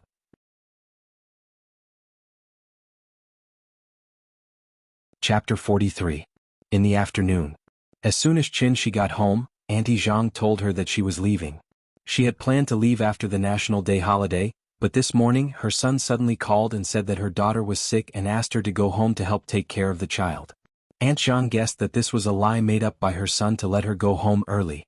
But after thinking for a long time, Aunt Zhang decided to go back. Because of the promise back then, she had not been home all these years. She even spent the new year here with the little girl. Aunt Zhang also had relatives, so naturally she would miss home. So after Qin heard this, he did not say anything and immediately went out to buy her a ticket on the earliest flight. Tomorrow morning at 11 o'clock, Zhonghai flew to Chengdu. Including the fuel cost, it cost more than 800 yuan. They could fly there in less than 4 hours. Although they had not spent much time together, to be honest, Qin really did not want Aunt Zhang to leave. But Aunt Zhang had done too much for their family in the past few years. She also had her own family. She could not always alienate her family for the sake of their family. Therefore, no matter how reluctant he was, Qin did not dare to say anything to make her stay. He couldn't return the favor that he owed her anymore. At night, Aunt Zhang asked Nian to sleep with Qin while she took the opportunity to secretly pack her things. She could not let the child know that she was leaving. Things were different now. In the past, it took 2 days to get to Zhonghai by train. Now the plane arrived in an instant. Rome City wasn't far away and the round-trip ticket wasn't expensive, but the sudden sense of loss when they were about to part made Qin feel very uncomfortable. That night, Qin did not sleep. After coaxing the little girl to sleep, he rushed out a few protective jade talismans overnight. Although they were called protective jade talismans, they were actually 3 guanyin pendants that he bought after haggling at the jewelry store in the afternoon for 300 yuan. A jade pendant for 100 yuan. Without looking, he knew that this was the most worthless Shiyan jade. You get what you pay for, so even the guanyin carved on it was a little crooked. After some processing, Qin engraved a miniature defensive formation on the back of the guanyin pendant. Every time the wearer's life was in danger, the formation would be activated, and the effect was enough to withstand the impact of a large truck. The law and order in Wuxia had always been good. Apart from accidents, there shouldn't be anything that could threaten Aunt Zhang's life. After weighing the jade pendant in his hand for a moment, Qin felt relieved and returned to his bed. The pure white moonlight shone into the room through the curtains. The little girl was sleeping soundly. Qin turned sideways and looked at her white and tender little face. He couldn't help but reach out and gently pinch her little face. The little girl seemed to have sensed something. After waving her little hand and patting the air, she turned around and pressed down on the quilt, revealing 2 short lotus-like legs. Qin smiled and tucked her in. Then he lay back on the bed and closed his eyes to meditate. The next morning, the little girl did not seem to notice that the atmosphere in the house was a little strange. Therefore, after breakfast, she happily said goodbye to her grandmother as usual. Aunt Zhang looked at the lively and cute little girl and suddenly felt a little reluctant to part. So she reached out her hands and said kindly, "Hey Nian, you're such a good girl. Come, let grandma hug you." Hearing this, the little girl immediately threw down her little school bag and jumped into Aunt Zhang's arms. "Oh Nian, you've grown up again. Grandma can't carry you anymore." Aunt Zhang tried to carry the little girl and found that the little girl had gained a lot of weight. She estimated that she weighed 20 to 30 kilograms. I can carry you, I can carry you." The little girl giggled and burrowed into Aunt Zhang's arms. "Grandma will send you to school today. How about it?" "Okay." The little girl sat on Aunt Zhang's lap and nodded vigorously. Aunt Zhang stood up with the little girl in her arms. After a few steps, she found that she could not carry Nian anymore. Thus, she gently put the little fellow down and held the little fellow's hand as they walked out. Qin knew that Aunt Zhang could not bear to part with the child, so he did not say anything. After cleaning up the dishes, he silently followed the grandmother and granddaughter out of the house. Along the way, the little boy talked about what he had seen and heard in the kindergarten, and Aunt Zhang listened with a smile. Qin silently followed behind them, but he could not help but feel troubled. When the little girl came back from school in the afternoon and found that Aunt Zhang was not there, she would cry to no end. God, at the thought of the terrible thing that was about to happen, Qin could not help but feel his scalp go numb. There was only one thing in the world that he was afraid of, and that was Nian crying. Qin stood behind Aunt Zhang with a bitter face. When he saw that she sent the little girl to kindergarten, he finally could not help but let out a long sigh. Aunt Zhang turned around and looked at Qin with a smile and asked, "What's wrong? You can't bear to part with an old woman like me?" Of course I can't bear to part with her. How about this, I'll bring Yin to Chengdu to visit you once every month. Hearing that, Aunt Zhang spat at him and complained, that won't do. Wastrel. The plane tickets are expensive. Qin smiled and did not reply, but he had already made up his mind. Don't think that he did not see that Aunt Zhang was secretly wiping her tears just now. At the airport they had to go through security and check in their luggage. Time was a little tight. So, after returning home, Qin took the initiative to help Aunt Zhang pack her luggage. Aunt Zhang had quite a lot of things. She filled 2 large canvas bags before she was finally done. After tidying up, the house instantly felt a lot more spacious and empty, making Qin feel a little unfamiliar. Before leaving, Aunt Zhang took a deep look at the house. Then she pulled Qin and took a taxi straight to the airport. When they were about to go through security, Qin handed the jade talisman to Aunt Zhang and told her to carry it with her. At the same time he reminded her to call him when she got off the plane. If she encountered any difficulties, remember to contact him immediately. It was rare for Aunt Zhang to see Qin long-winded appearance. She did not know whether to laugh or cry. You're a good child. Ying didn't misjudge you. This was the last sentence Aunt Zhang left before she left. This was the biggest difference between Earth and the heavenly jade world. 7 emotions. Joy, anger, worry, longing, sorrow, fear, shock. Only here could Qin deeply understand that he was still a human, and not an immortal cultivator who blindly pursued the heavenly Tao. It was said that in order to successfully pass the heavenly tribulation and become an immortal emperor, the first thing one had to do was to have no distractions, no desires and no attachments.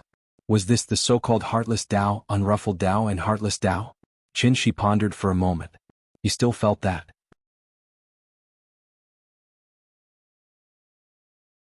Chapter 44. After sending Auntie Zhang off, Qin took a taxi from the airport and went straight to Jin City Resort. Jin City Resort was not far from the airport.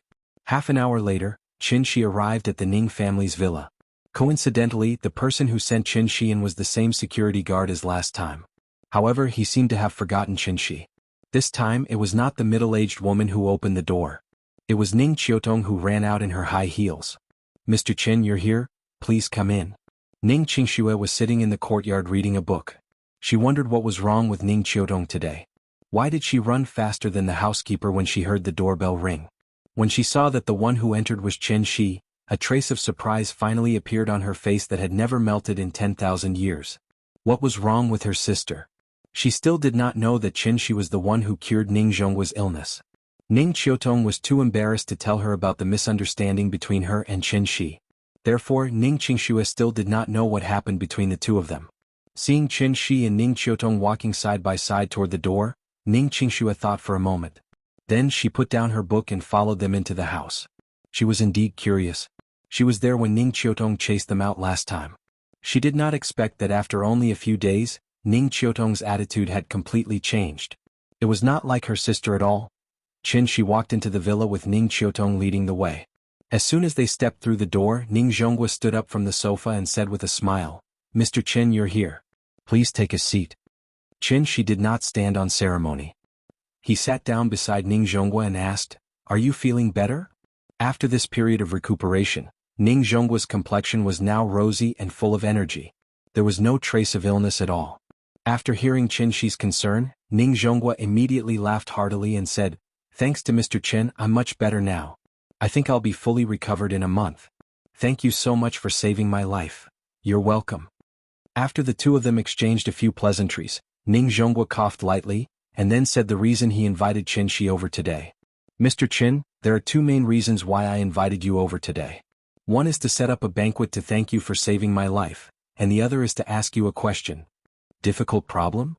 Yes, it's like this. I have a friend who suddenly contracted a strange illness a year ago. He often feels cold all over his body. When I checked his body temperature, it was only around 20 degrees. It was very strange.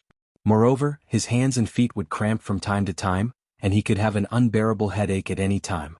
In his words, it was like the Monkey King being chained by the Golden Hoop curse. Cold all over, cramps, headache. Did you go to the hospital for a checkup? Asked Qin. Yes, I did. I went to all the hospitals in the country and abroad, but they couldn't find any problems. I also asked Professor Xie, and he speculated that his symptoms were caused by a disorder of the brain nerves. This kind of illness can't be detected with current medical methods.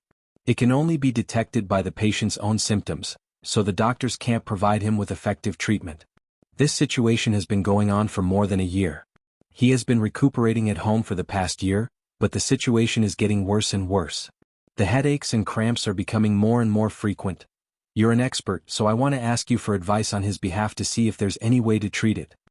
After hearing Ning Zhongguo's words, Qin said uncertainly, I can only be sure if I see him in person. Qin didn't know much about medicine, but he knew the structure of the human body. Qin knew every part of the human body, every blood vessel, and even every nerve. He only needed to touch a person to know whether they were sick or not. Then, when will you be free? Asked Ning Zhongguo carefully. Tomorrow at the same time. Okay, I'll pick you up then. He's not feeling well, so I'll have to trouble you to make the trip. I've already discussed the cost with him. 2 million, is that okay?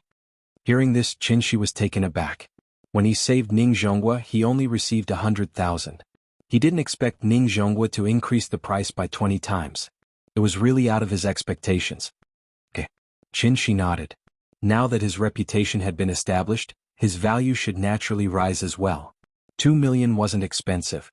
After lunch, Qin took the Ning family's car back to Kangju community. It was 3:30 in the afternoon. In half an hour, the end of the world would come. When he thought about the storm that was about to be set off by the demon queen Yin, Qin couldn't help but tremble. What should I do? Should I lie to her grandmother to do something, or should I tell her the truth? Qin was really in a dilemma. As a father, it didn't seem good to lie to his daughter. But if he didn't lie to her, how could he stop her from crying? Qin stood at the gate of the kindergarten and unknowingly ushered in the last half hour of the end of the world. A melodious bell rang in the air above the kindergarten. Under the guidance of the teacher, the children rushed to the school gate while chattering. Papa. The little fellow saw Qin at the other side of the iron gate and immediately raised her small hand and waved vigorously. A good girl. Qin smiled and thanked Teacher Wang. Then he took the little fellow from her hand and picked her up. Papa, where's Grandma? The little fellow seemed to remember that it was her grandmother who sent her here in the morning, so she subconsciously thought that her grandmother would come to pick her up. However, Qin acted as if he didn't hear it. After squeezing out of the crowd, Qin smiled and said to her, How was it? What did Teacher Wang teach you today? Hearing this, the little fellow was indeed led astray by Qin and immediately forgot her question. She laughed and said, Tangram. Teacher taught us to play Tangram. It's so fun. Tangram awesome. Go home and play it for Papa, okay? Okay.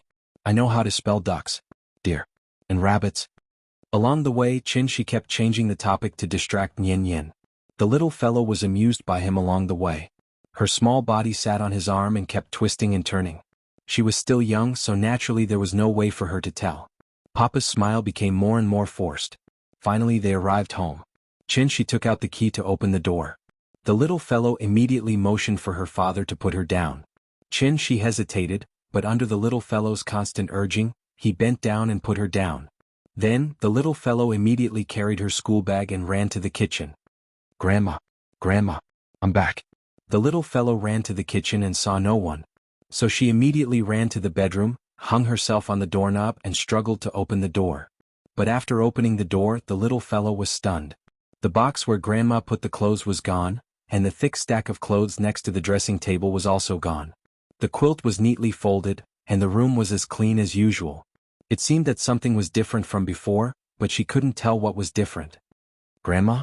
Seeing no one in the room, the little fellow immediately ran to the bathroom. The bathroom was also not there. She ran to Qin, then raised her small head and hugged Qin's leg and asked, Papa, did Grandma go to buy groceries? Looking at Yin's big bright eyes, Qin couldn't help but sigh heavily and squat down gently. He held the little fellow in his arms and then whispered, Yin, Grandma left and went home. The little fellow didn't seem to understand Qin's meaning, and hurriedly asked, This is our home. Where did Grandma go? Qin really couldn't tell a 4-year-old child the relationship between their family and Aunt Zhang, so he could only take the little fellow to the sofa, and then said to her earnestly, Grandma doesn't live here anymore. In the future we'll go to see her once a month, okay? Doesn't live here anymore? The little fellow seemed to finally understand Qin's meaning. She stared at Qin in a daze and didn't speak. Qin saw that there was something wrong with her eyes, and his heart suddenly jumped. Oh no. Sure enough, before Qinshi had time to say the next word, a heart-wrenching cry sounded in the room.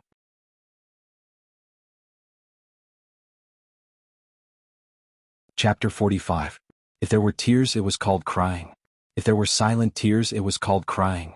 If there were no tears, it was called crying. Crying was very common, and crying was often seen in grief. Only crying was not common. If there were no tears, it was called crying. How could she cry when her tears had dried up?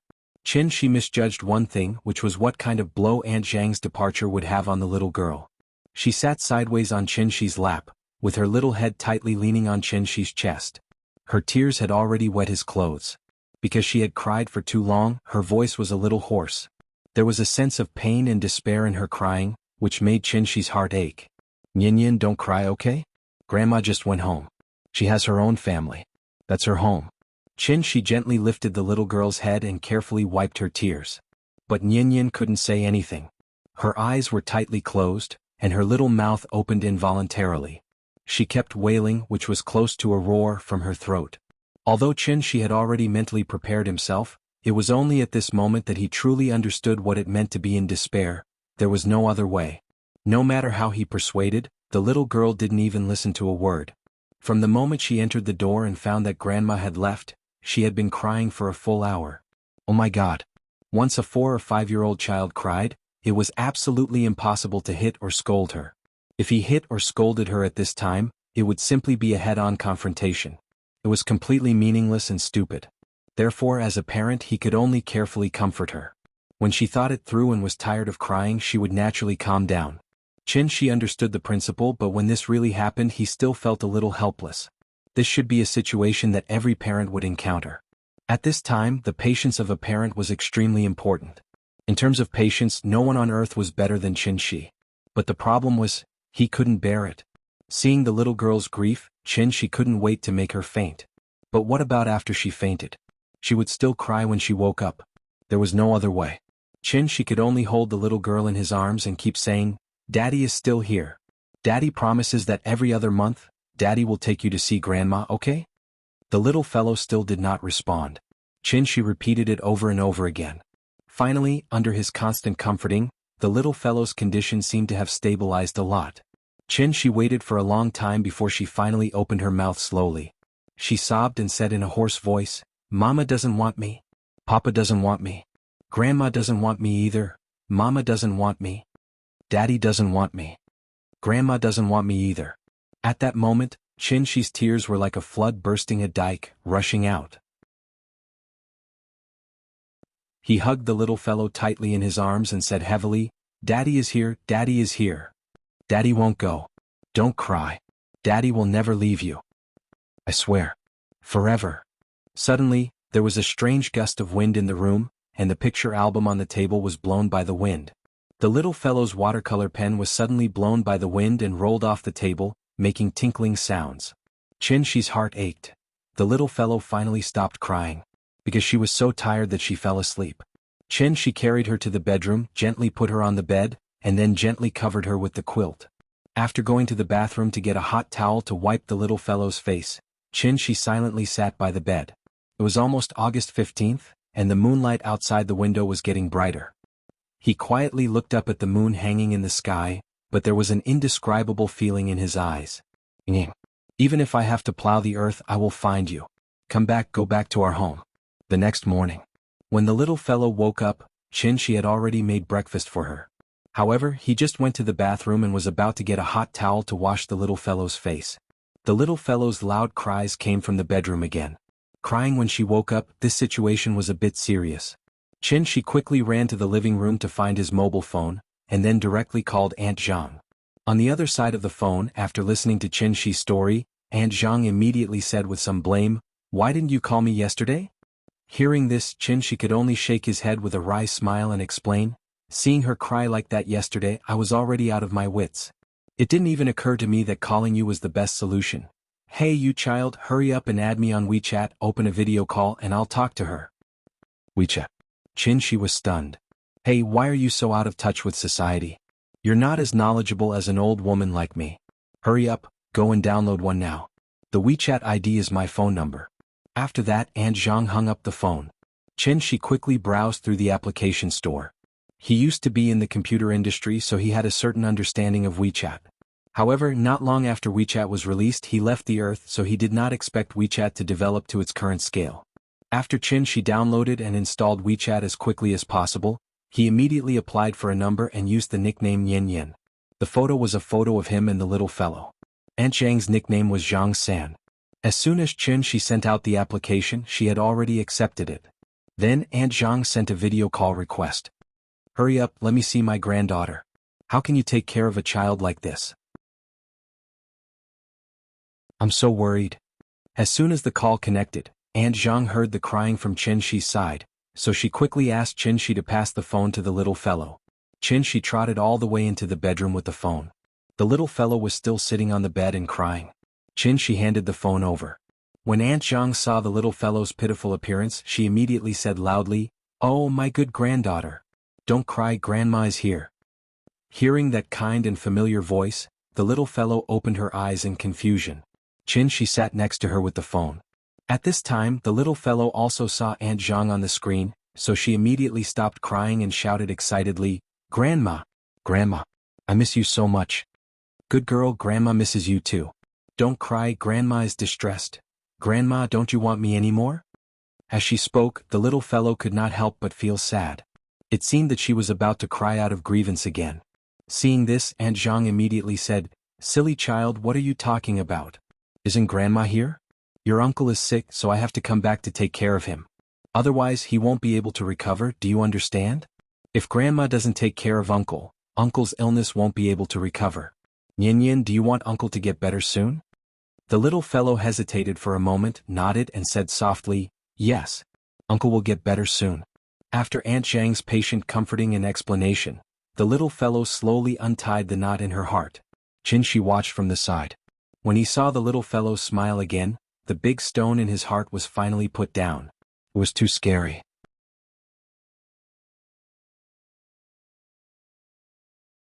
Chapter 46. The video call between the little fellow and Aunt Zhang took a long time, so when the father and daughter finished breakfast and went out, Ning Zhonggua's car was already waiting at the gate of the community. As soon as he got in the car, Ning Zhonggua asked with a smile, "Is this your daughter? She's so cute, just like Qiutong and Qingxue when they were young." Hearing this, Chen Shi reached out and touched the little fellow's head, then said to her, "Nian Nian, call me Grandpa." Before the little fellow had time to call him Grandpa, Ning Zhonggua quickly shook his head and said quickly, "No, no, Mr. Chen, you're my peer. The child can call you uncle." After hearing his words, Chen Shi's first reaction was that Ning Qiutong had become his niece. Fortunately, Ning Qiutong was not here today, or she would probably be unhappy again. However, since Ning Zhonggua had made up his mind, Chen Shi naturally would not disrespect him, so he said to Nian Yin, "Nian Yin, call Uncle Ning." "Hello, Uncle Ning." The little fellow nodded her little head, and her voice was sweet and crisp, which immediately made Ning Zhonggua laugh. "It's good to have a daughter." Ning Zhonggua reached out and pinched the little fellow's face, but the little fellow seemed to be a little shy. She immediately lay down on the seat and climbed into Chen Shi's arms to hide. Qiutong and Qingxue were as cute as her when they were young, but when they grew up, one was more arrogant than the other, one was more cold than the other, and one was more arrogant than the other, and one was more cold than the other. The only thing they lacked was a sign on their faces that said strangers should not approach them. I'm so worried. Ha." Chen Shi smiled and did not answer. Of course, he knew what Ning Zhonggua was worried about. His two daughters were in their 20s, but neither of them liked a man. How could Ning Zhonggua not be worried about not having a grandson? The kindergarten was not far away, and it was only a 2-minute drive. The little fellow got out of the car and took the initiative to stand on the side of the road. She waved to Ning Zhonggua and shouted, "Goodbye, uncle." "A good girl." Ning Zhonggua quickly leaned out of the car window and waved to the little fellow. It could be seen that he really liked this cute little fellow. Today, Ning Zhonggua wasn't sitting in the old A6 that he usually rode. Instead, he was sitting in the Maybach S600 that he usually used to pick up and drop off Chen Shi. Although the Maybach was no longer a top-class luxury car, it was now a derivative of the Mercedes-Benz S-Series after production was stopped and adjusted. However, its price was still more than 3 million yuan. It was lower than the Mulsanne and Phantom, but it was still a grade higher than the 7 Series S-Series. This level of luxury car was not very common in the vicinity of Kangju district. Not to mention other things, just the Maybach logo alone was probably something that not many people would recognize. Therefore, when Qin took the little fellow to the kindergarten, several big sisters standing nearby immediately pointed at the father and daughter pair and whispered, "Hey, isn't this Auntie Zhang's daughter, Nian? Could that young man be his father? This car must be expensive, right?" The owners of the resettlement housing community were not necessarily poor, but the tenants of the resettlement housing community were definitely poor. The few big sisters had heard about Auntie Zhang's family. When they had nothing to do, they would chat a little and lament about Auntie Zhang's family's hard life. But now that they saw Qin get out of a luxury car, their eyes immediately became a little different. Regardless of whether the car was his or not, in short, it was already very unusual for this car to be sent here. If he had time in the future, he would have to find Auntie Zhang to chat a little. The voices of the few big sisters were very low, but Qin heard it clearly. Therefore he smiled and did not take it to heart. Bringing the little fellow to the front of the school gate, Qin turned his cheek to let the little fellow kiss him. Only then did he satisfactorily hand her over to Teacher Wang. As the little fellow walked to the teaching building, she turned her head and said loudly, "Goodbye, Papa. Remember to pick me up." "Don't worry. Papa will pick you up on time." After the little fellow's figure disappeared from sight, Qin turned and returned to the car. "Let's go, I have to come back to pick her up from school before 4 o'clock. A small hermit hides in the wilderness, a great hermit hides in the city." Songjiang National Forest Park was located in the western suburbs of Zhonghai, 30 kilometers away from the city center. In ancient times, it was known as the 9 Peaks of Songjiang. It meandered from the southwest to the northeast for 13 kilometers. The highest altitude was Zhonghai, a coastal port city. It was good to have mountains, so the 9 Peaks of Songjiang naturally became an important outdoor vacation destination for the people of Zhonghai. The Songjiang Villa area was the most famous villa area near the 9 Peaks of Songjiang. Many villas here were rented out for tourists to spend their vacation and earn a sky-high fee. Only the villa in the area was not rented out. There was even an independent entrance and exit that required a card to enter and exit. It was not noon yet. The morning sun was particularly dazzling. The golden light sprinkled a little bit of color in the forest. The trees were lush and the grass was green. Rolling down the window and taking a deep breath, the natural smell from the depths of the forest suddenly made people feel a lot more energetic.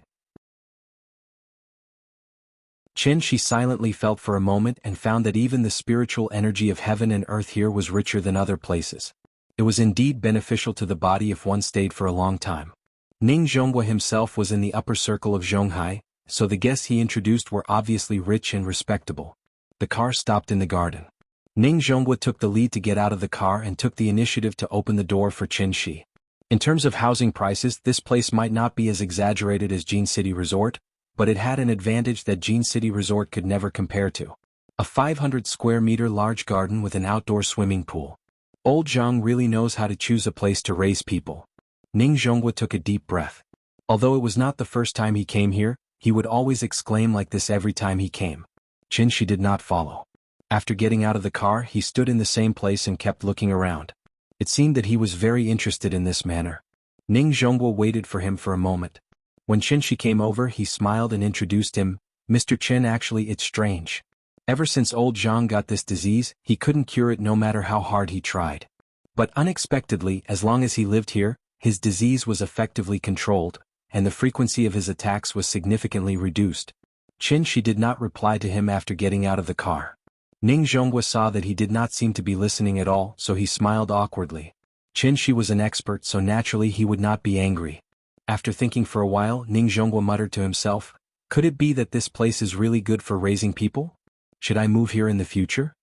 At this moment, Qin Shi suddenly stopped and looked at Ning Zhonghua seriously. "He's not sick."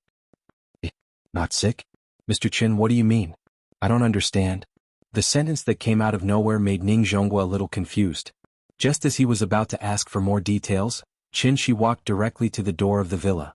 In Ning Zhonghua's eyes, this was a villa with bright sunshine. As far as the eye could see, it was full of flowers, green grass and blue sky. But in Qin Shi's eyes, this exquisite villa was shrouded in a layer of dark clouds.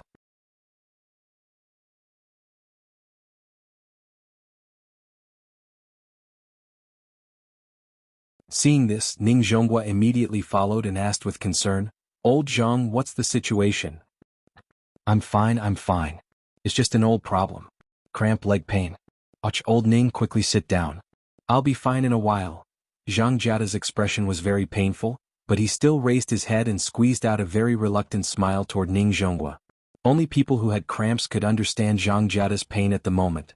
Ning Zhonghua immediately cast a look at Qin Shi as if to ask for help, but Qin Shi slowly shook his head. Ning Zhonghua was a little puzzled, but Qin Shi did not give any explanation. Seeing this, he could only sigh and then sit nervously on the sofa next to him. Cramps were technically called muscle spasms. It was a spontaneous tonic contraction of muscles. Muscle spasms in the calf and toes were the most common. There were mainly several reasons for the outbreak. 1. Cold stimulation. Going into the water without warming up was the most likely situation to cause cramps. Or it was when sleeping at night, exposing the legs outside the quilt and being stimulated by the cold. 2. Insufficient rest or too much rest would cause cramps. 3. Incorrect sleeping posture. There were still a few days before the Mid-Autumn Festival. The recent average temperature in Zhonghai was about 26 degrees. No wonder old Zhang lit the fireplace in this weather. Looking at his posture, the cramps were getting more and more frequent. And it was precisely because of the frequency of cramps that less than 30 seconds after Zhang Hongyuan shouted for hot water, a middle-aged woman hurriedly ran out with a 40 to 50 centimeters high basin for washing feet. "Dad, come, put your legs down, you'll be fine after a hot bath."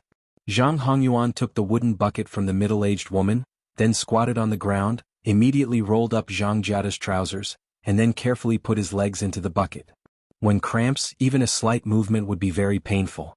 In addition, the temperature near the fireplace was too high, so Zhang Jiada immediately sweated. Zhang Hongyuan washed Zhang Jiada's feet with a towel, while Ning Zhonghua and Qin Shi watched silently. In terms of severity, Zhang Jiada's illness may not be as serious as Ning Zhonghua's illness.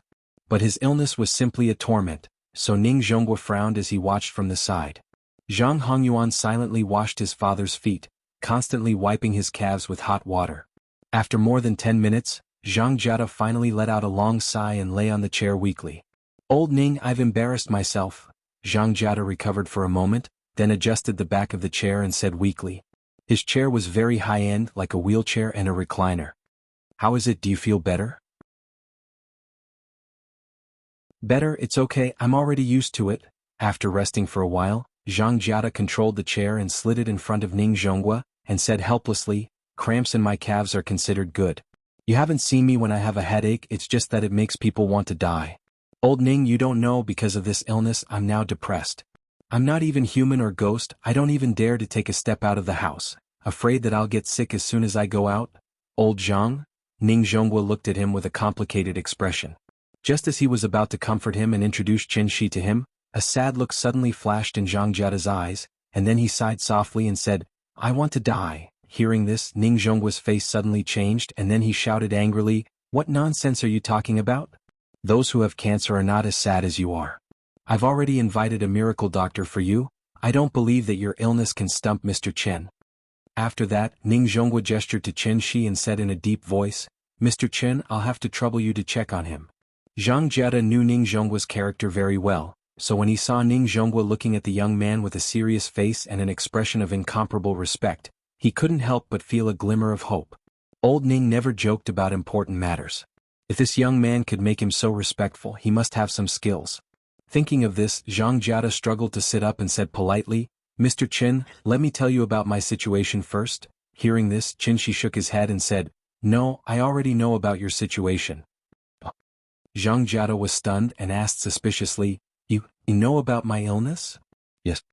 Qin Shi nodded, and then said something that suddenly made Ning Zhonghua and Zhang Jiada's faces change dramatically.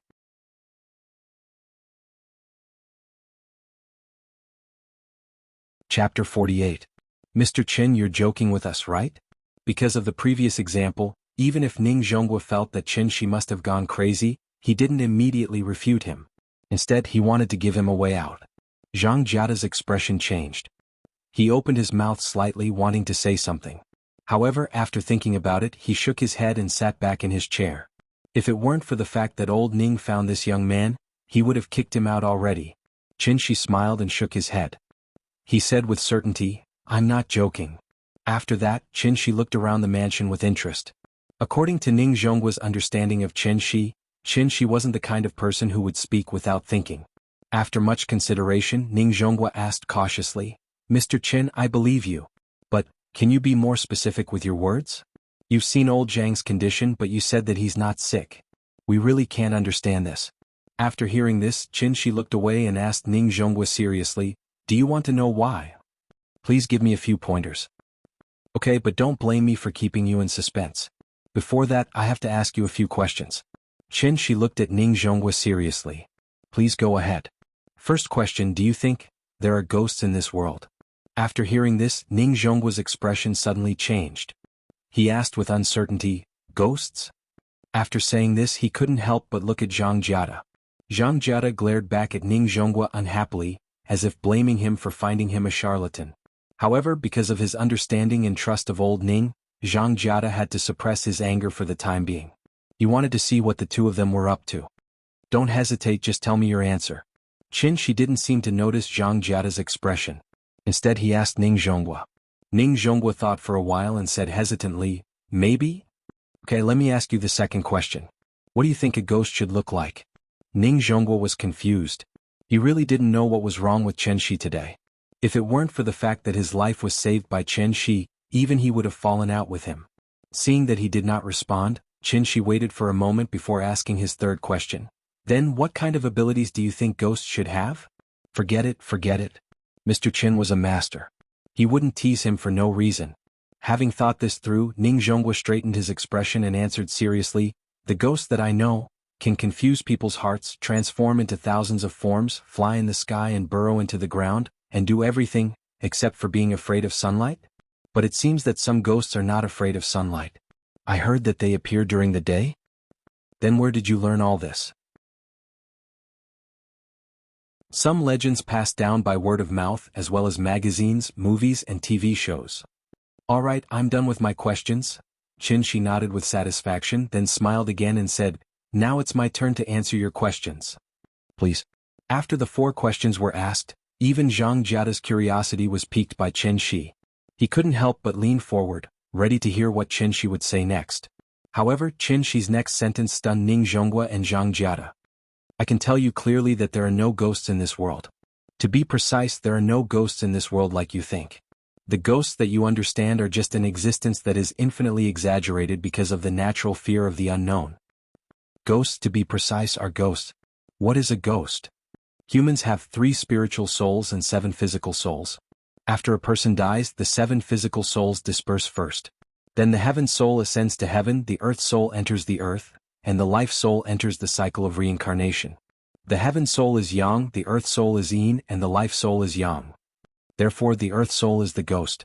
From the perspective of an immortal cultivator, the ghost was in fact a pure and weak body of energy. It couldn't even be called a life. Everything had a spirit, and it wasn't only humans who left behind ghosts after death. If it was a ghost left behind by a living creature, it would retain some memories of its life, but it wouldn't last more than 7 days. It was because the energy of the ghost was pure enough that it was easier for the ghost to come into contact with the origin of all things, the spiritual energy of heaven and earth.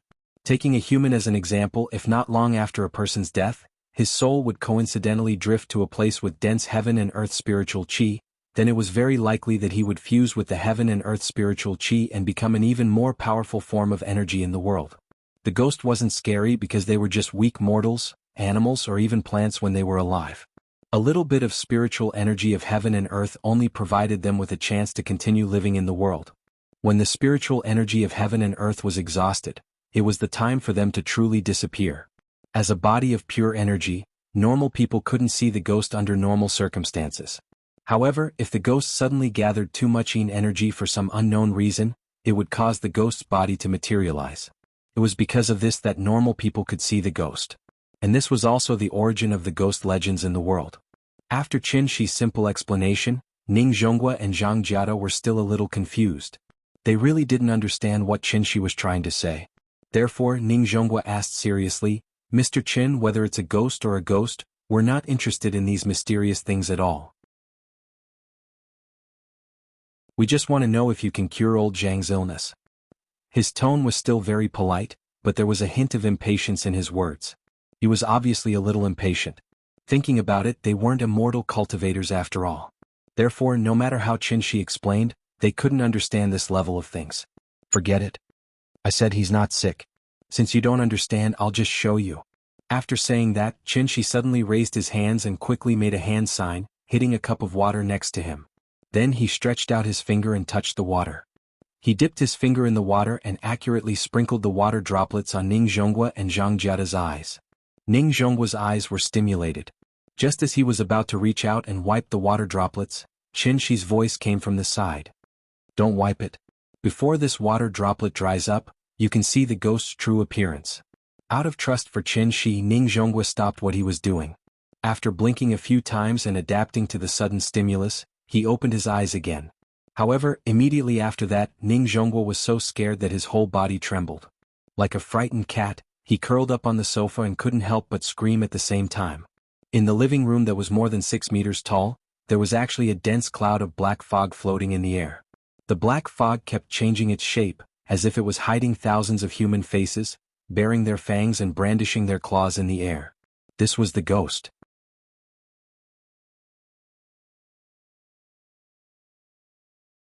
Chapter 49. A large expanse of dense black fog suddenly appeared in front of him, and Ning Zhonghua immediately turned pale with fright. Even with his experience and cultivation, he was still frightened to this extent. It was obvious how terrifying the scene in front of him was. Zhang Jiada did not listen to Qin Shi, so he wiped the water droplets from his eyes. However, after wiping them, he saw Ning Zhonghua curled up on the sofa with an expression as if he had seen a ghost. Ning Zhonghua's body seemed to be trembling non-stop. Mr. Qin? What the hell is this? The whole room was filled with black fog. It was overwhelming and gave Ning Zhonghua a strong sense of oppression. In a daze, he instinctively wanted to get closer to Qin Shi. Then, a cool feeling suddenly appeared in his head. It was like drinking water, slowly flowing from his head to his chest and then into his limbs. Ning Zhonghua immediately calmed down.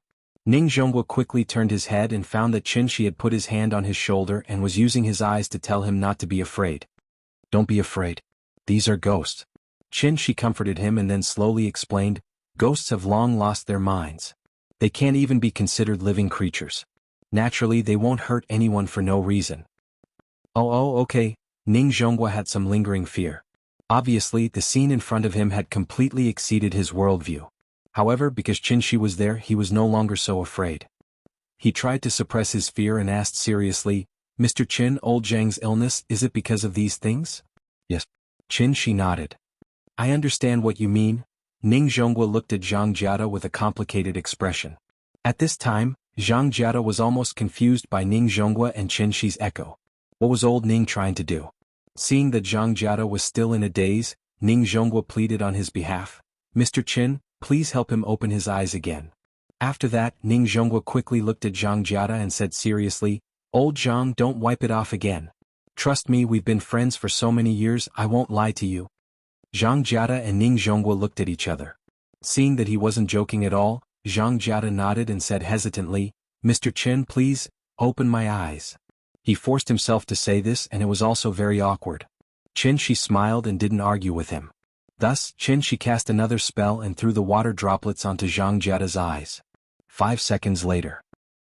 Ghost. Help. Zhang Jiada's mental fortitude was slightly weaker than Ning Zhonghua's, so when he saw the strange black fog suddenly appear in front of him, he immediately shouted in fear. This time, Qin Shi did not use his true essence to calm Zhang Jiada down. Zhang Hongyuan, who had been standing behind Zhang Jiada, saw this situation and immediately came to Zhang Jiada's side. He nervously grabbed his arm and asked, Dad, what's wrong?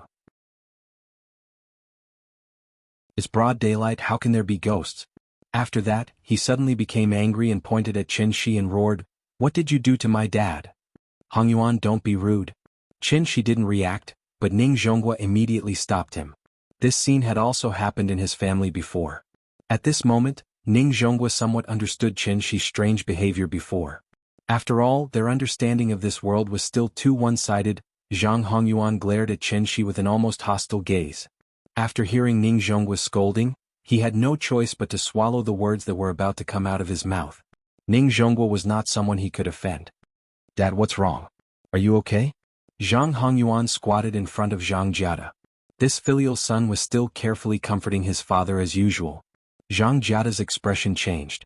When he saw Zhang Hongyuan squatting in front of him, His eyes widened and his face was full of horror.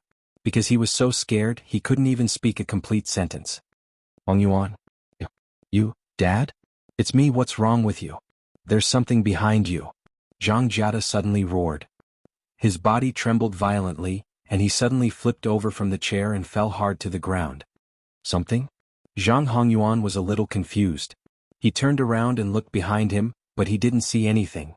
Seeing Zhang Jiada fall, Zhang Hongyuan immediately wanted to help him, but Zhang Jiada scrambled to Ning Zhonggua's side and quickly said with trembling lips, "Old Ning, Mr. Qin, there's really a ghost, quickly save my son." Qin Shi helped Zhang Jiada sit down on the sofa, then stood up and said calmly to Zhang Hongyuan, "That's enough. He's your father after all. You owe him a debt of gratitude for raising you. Why do you have to torture him like this?" Hearing this, Zhang Hongyuan's expression changed greatly and he roared, "Bullshit. I don't know what you're talking about. Were you the one who turned my father into this? I want your life." After that, Zhang Hongyuan grabbed a wine bottle next to the fireplace and threw it at Qin Shi's head. However, Qin Shi's movements were much faster than his. Just as Zhang Hongyuan touched the wine bottle, Qin Shi kicked him hard against the wall. However, Qin Shi didn't kick hard, so Zhang Hongyuan immediately struggled to get up from the ground. The sudden scene in front of them shocked Ning Zhonggua and Zhang Jiada. Ning Zhonggua was stunned for a moment, then he asked hesitantly, "Mr. Qin, what's going on?" "You'll have to ask him." Qin Shi spread his hands and replied helplessly. In fact, from a father's point of view, Qin Shi really couldn't understand what kind of mentality Zhang Hongyuan had as a son. At this time, Zhang Hongyuan finally stood up. He stared at Qin Shi with red eyes. Maybe it was because he saw Qin Shi's ability so he didn't want to pretend anymore. He suddenly covered his chest, took a deep breath, then opened his mouth and let out a sharp whistle. The sound was very sharp. It didn't sound like a human at all, and it was a sound that a man could make. With the sound of the whistle, the black fog hovering over the hall suddenly rolled violently like a thundercloud. Then the black fog suddenly spread out like ink dripping into water. In an instant it covered the sky and the sun. Zhang Hongyuan's eyes glowed red. In this dark fog he was like a monster lurking in the night, ready to pounce on Qin Shi at any time. Suddenly Zhang Hongyuan stopped screaming, then pointed at Qin Shi. The black fog suddenly stopped surging just like a frozen image when a picture was taken. But in the next second the all-encompassing black fog condensed into a cloud of black smoke at an extremely fast speed, and then rushed towards Qin Shi at lightning speed. "So you really know the soul control technique." Qin Shi suddenly smiled, then shook his head gently and sighed with regret. "It's a pity that my soul is damaged and my consciousness is sealed. Forget it, this time I can only use anti-aircraft guns to kill mosquitoes. I'll let you see. What do you mean by a firefly dares to compete with the moon?" Facing the cloud of black smoke, Qin Shi snorted and suddenly put his palms together in front of his chest. Then he slowly opened his palms. A golden light appeared between his palms. Qin Shi slowly pulled his palms apart, and the golden light grew brighter and brighter as his palms gradually separated. In the end, it was as if he was holding the sun in the palm of his hand. The dazzling light that shone through the gaps of his fingers made people unable to look directly at it. "Destroy." After an angry roar, the white sun flame released an endless amount of pressure, like a long spear with monstrous killing intent. It shot into the sky and directly pierced the strange cloud of black smoke. The Great Tao 50 Heaven's Evolution 49, Man Escapes 1. 49 Forms of Heaven's Evolution Spell Section. Everlasting Evil Slaying. Thank you to Quietly Watching Flowers Bloom and Fall, for the 10,000 reward. Looking at the information, it seems to be a soft girl.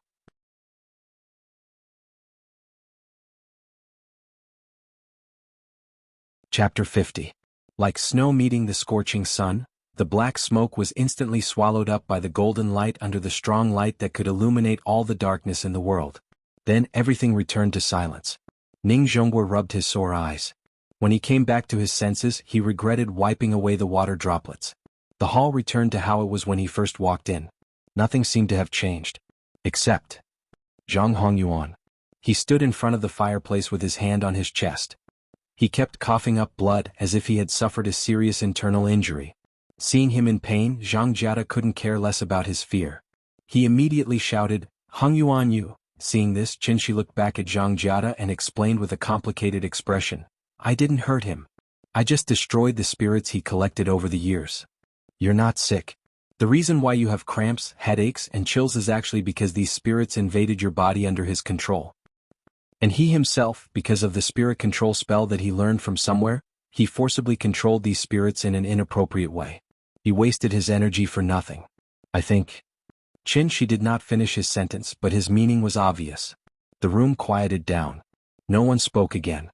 Zhang Jiada breathed heavily and hurriedly, as if he was still digesting what he had just seen. Ning Zhonghua also looked at Zhang Jiada and his son in shock. At this moment, a phone suddenly rang at a very inappropriate time. Shi looked down and saw that it was his phone. He wanted to hang up immediately. After all, the atmosphere now was much more serious than the meeting. But when he saw that the caller was Mr. Wang, his eyelids immediately twitched. He quickly walked to the side and picked up the phone. Hello. Mr. Qin? Yes, it's me. What's the matter, Mr. Wang? Mr. Qin, we found that Nianyan's behavior today is a little strange. Hearing this, Shi was stunned. He couldn't help but raise his voice and ask anxiously, "What's wrong with her?" Calm down. It's like this. Nianyan was fine in the morning, but after her afternoon nap, she started crying when she woke up. We asked her several times, but she didn't say why. The child's personality is very good, and she is also very outgoing. 2 days ago she would play with the other children, but this afternoon she sat alone at the side and played with her toys. Her mouth is muttering something and I don't know what she is saying. Out of my responsibility and intuition as a teacher, I feel that it is necessary for me to tell you about this matter. I hope that as parents you can pay attention to this matter. After all, a child wouldn't cry for no reason or even do a series of abnormal actions. After listening to Mr. Wang's words, Shi let out a deep breath. Then he solemnly said to the other end of the phone, "Thank you, Mr. Wang."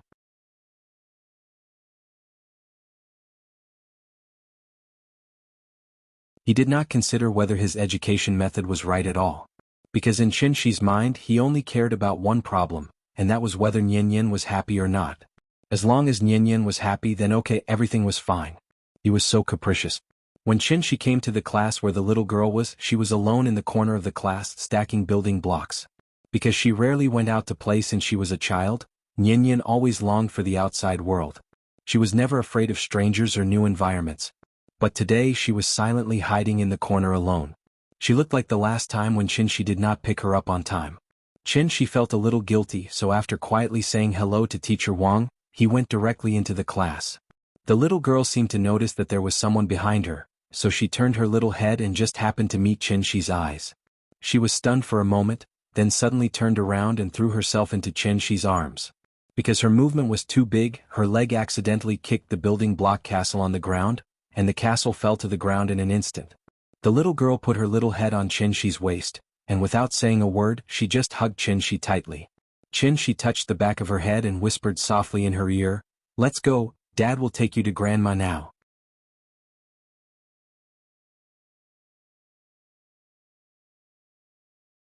Chapter 51. After seeing her father suddenly appear, the little girl was not as excited as Shi had imagined. After hearing Shi's words, she nodded gently and then sat on Shi's arm obediently.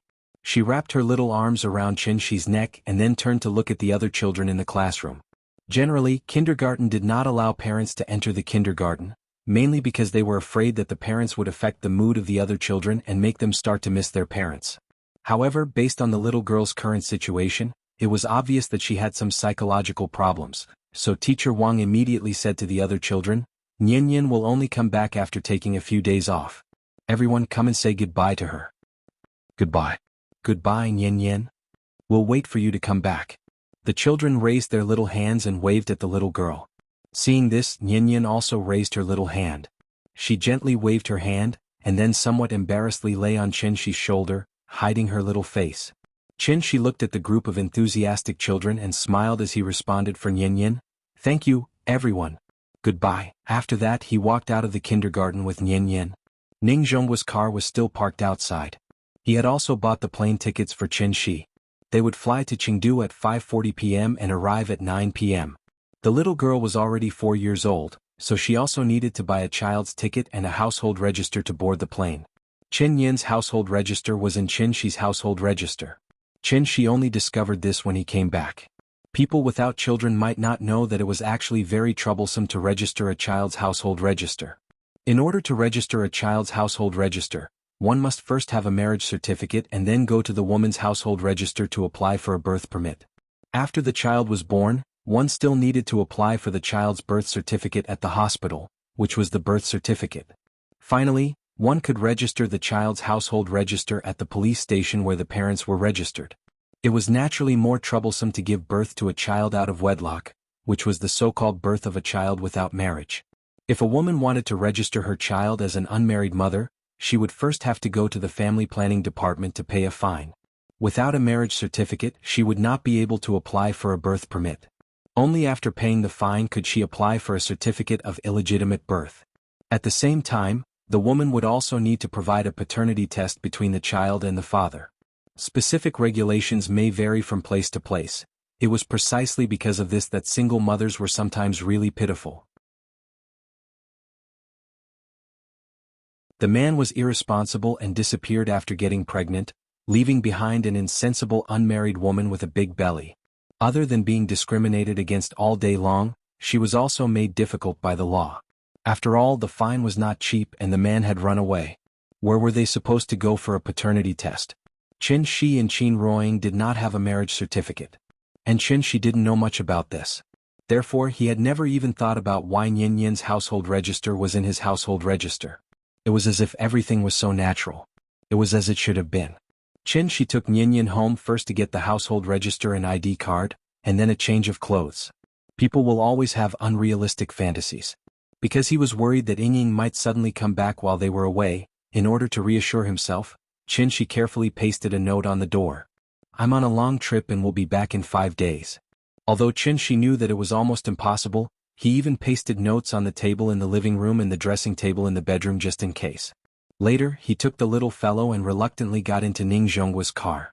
The little fellow had never been on a plane, so when she heard that they were going to take a plane, she immediately regained her vitality. As the car was getting closer to the airport, the little fellow became more and more excited. Suddenly, a plane flew over their heads. The little fellow immediately pointed to the plane and shouted excitedly, "Papa! A plane! A plane!" Qin Shi hugged the little fellow and rolled down the window. He pointed to the plane and asked, "We're going to get on later. Do you like it?" "I like it. I want to take a plane. I haven't been on a plane yet." "Okay, Papa will take you on a plane today." The car soon stopped outside the waiting hall. Qin Shi took the little fellow to say goodbye to Ning Zhongguo. Ning Zhongguo said with a smile, "I wish you a good time. Remember to call me when you come back." "I'll come back to welcome you, don't bother. We'll take a taxi back." "Don't mention it, don't mention it. Mr. Qin, you saved my life and Lao Zhang's life. This is a great favor, so you don't have to be so courteous with me. Remember to call me when you come back." Speaking of this, Ning Zhongguo made a phone call gesture and then continued, "Oh, by the way, I've transferred the money to your card. Remember to check it." "Well, thank you." After saying goodbye to Ning Zhongguo, Qin Shi walked into the airport with the little fellow in his arms. This was the first time in the little fellow's life to come to such a large public area, so she immediately opened her mouth and shouted, "Papa, it's so big here. There are so many people, like a zoo." The little fellow sat on Qin Shi's arm. Her small body twisted left and right and her little head kept turning around. It seemed that she was very interested in everything around her. The first class of the latest flight had been sold out, so Ning Zhongguo did not buy a first-class ticket for Qin Shi. In addition, it was almost boarding time, so Qin Shi did not choose a good seat by the window when he checked in. This made Qin Shi feel a little regretful. They came a little late, so as soon as they booked the tickets, the broadcast over there rang. Qin Shi quickly took the little fellow to line up at the security check. When they finished the security check, it was already 5:20. He ran all the way with the little fellow in a hurry. At this time, the little fellow saw the KFC next to her and immediately shouted to eat it. Qin Shi looked at the time. There was really no way, so he could only force the little fellow to get on the plane. He chose the seat in the back half, where there was no wing to block the view. So as soon as the little fellow sat in the seat, she immediately forgot about the KFC and stretched out her little head to look outside. Sitting by the window was a middle-aged man in his 30s. When he saw the little fellow's pitiful look, he immediately said to Qin Shi, "I'll change my seat with you. Let the child sit here." What a kind man. Qin Shi was overjoyed when he heard that. He quickly responded politely, "Thank you so much, Nian Yan. Uncle wants to give the seat to you. Quickly say thank you to Uncle." Thank you, uncle. The little fellow smiled sweetly, which immediately made the middle-aged man laugh and say, "You're welcome," again and again. After changing the seat, the little fellow immediately stuck herself to the window. He didn't know what she was looking at so excitedly.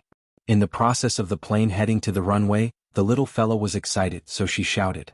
She gently patted her head and then made a shoo gesture. Seeing this, the little fellow immediately covered her mouth with her small hands, revealing a pair of big eyes, looking at She pitifully. She had taught her to keep quiet in public, so the little fellow also understood her mistake. Good girl, sit down first. The plane is about to take off. Look outside later. After pressing the little fellow to sit in the seat, she took back the table and fastened her seat belt. Then he let her learn from him and wait for the plane to take off. With a violent shake, the plane took off. The little fellow didn't seem to be afraid of this feeling. When the plane stabilized, she immediately learned the actions of others, rushed to loosen her seat belt, and then leaned back to the window. Papa, there are clouds outside. Looking at the sweet smile on the little fellow's face again, she couldn't help but breathe a sigh of relief in his heart. He reached out and pinched the little fellow's face, then imitated her and put his head in front of the window. So, two smiling faces immediately appeared on the window.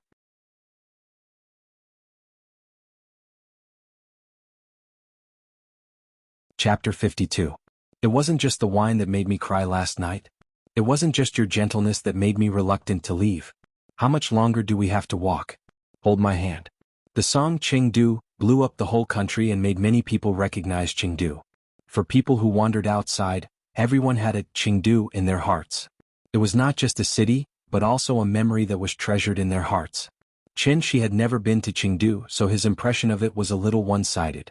He didn't know that in this city's rainy weather, if one were to walk on the limestone road with an umbrella, one could see a cat lying lazily under the eaves and taking a nap at the corner. There were hot pot and snacks everywhere, as well as exquisite small pubs. There were high-end and elegant CBD as well as passionate livehouse. Perhaps it was because she had never been on a plane, or because she had never been on a long trip, or because she was about to see her grandmother. In short, the little girl was very excited now. She slept on the plane and had already replenished her energy. This trip was considered a trip, so when she passed by KFC, he bought her a fried chicken, which made the little girl smile from ear to ear. She called Aunt Zhang at this time. Because it was so sudden, Aunt Zhang finally came back to her senses after a long time. While she blamed Shi for wasting money for no reason, she smiled and asked if they had arrived at the station. She would come to pick them up immediately. Shi asked Aunt Zhang to send the location, then carried the little girl to the parking lot. As soon as they arrived at the parking lot, a warm Trump greeting came over. "Master, where are we going?" "Get in the car, I'll give you a ride." "Are we going? Are we going?" She did not know that there was an app called Didi now, so he obediently got into a taxi and gave the address of Aunt Zhang's house. Aunt Zhang's husband was a native of Chengdu, and their house had always been near the Wuho Temple. 262 Wuho Temple Street, a neighborhood that did not even have a name, was built in 2000, and it had been almost 20 years since then. Although the buildings in the district were very old, the living environment was better than the Kangju district. It was mainly because it was close to the Wuho Temple and was in the center of Chengdu. It was already 9:40 p.m. When the driver drove the father and daughter past the Wuho Temple, the street beside Jinli instantly attracted the little girl's attention. That place was brightly lit and people were coming and going. It looked particularly lively. Seeing her like this, Shi immediately knew what she was thinking, so he stroked the little girl's head and said softly, "Let's go to Grandma's house first, then Daddy will bring you here to play." The little guy nodded obediently. The taxi quickly turned from Wuho Temple Street to a small road on the side. As soon as they reached the small road, the feeling of an old Chengdu came out. 2 rows of lush trees instantly covered the hustle and bustle of the city. Under the dim street lights, a few leisurely passers-by could be seen. When they arrived at the station, the timer showed 49 renminbi, which was much better than Zhonghai. Shi stood at the entrance of the neighborhood with the little girl in his arms. Then he called Aunt Zhang. In less than 2 minutes, Aunt Zhang's figure appeared. "Hey, you're too much. Just wait for the child to make a fuss. It'll be fine in 2 days. I just left and you rushed over with her. Tell me what's wrong with you. I'm not saying this, but you're a father. It's really not good for your child to spoil her too much." Before Auntie Zhang came over, the familiar nagging voice had already rung out. She smiled awkwardly, but the little girl had already opened her little hands and shouted enthusiastically, "Grandma! Grandma! I miss you so much. Hey you good child, you're trying to make me sick to death." Hearing the little girl's shout, Aunt Zhang immediately stopped lecturing. Then she laughed out loud and wanted to take the little girl from Chen Shi's arms. She hugged the little girl and then gently put her on the ground. Then she held the little girl's hand and said to Chen Shi, "Let's go home first." Aunt Zhang's husband left early, so there were only 4 people in their house now. Her son, Xie Pinglin, her daughter-in-law, Kai Shuqin, and her 1-year-old granddaughter, Xie Yao. The house was more than 80 square meters, but the design of the old neighborhood was too poor. Too much space was wasted, so there were only 2 bedrooms and a small study room. After entering the house, Chen Shi finally saw Aunt Zhang's son. Aunt Zhang's son was about 28 or 29 years old. He was a little older than Chen Shi. He wore glasses and looked gentle. Her daughter-in-law looked alright. She seemed to be about the same age as Xie Pinglin, so Chen Shi guessed that they were classmates. "Pinglin Shuqin, come. Let me introduce you. This is Chen Shi, the son-in-law of my former employer." Xie Pinglin was inarticulate, so as the host, he nodded awkwardly when he saw the guest. He said, "Hello." "Hello." Seeing that, Chen Shi immediately reached out his hand to Xie Pinglin to express his goodwill. Yes. Hello. Xie Pinglin seemed to be very unaccustomed to shaking hands, so his body movements were a little stiff. At that moment, Aunt Zhang looked at Kai Shuqin, who was watching TV on the sofa, and said to her, "Oh yes, Shuqin, Chen Shi will be staying at our house today. Can you tidy up my room and let the father and daughter stay there?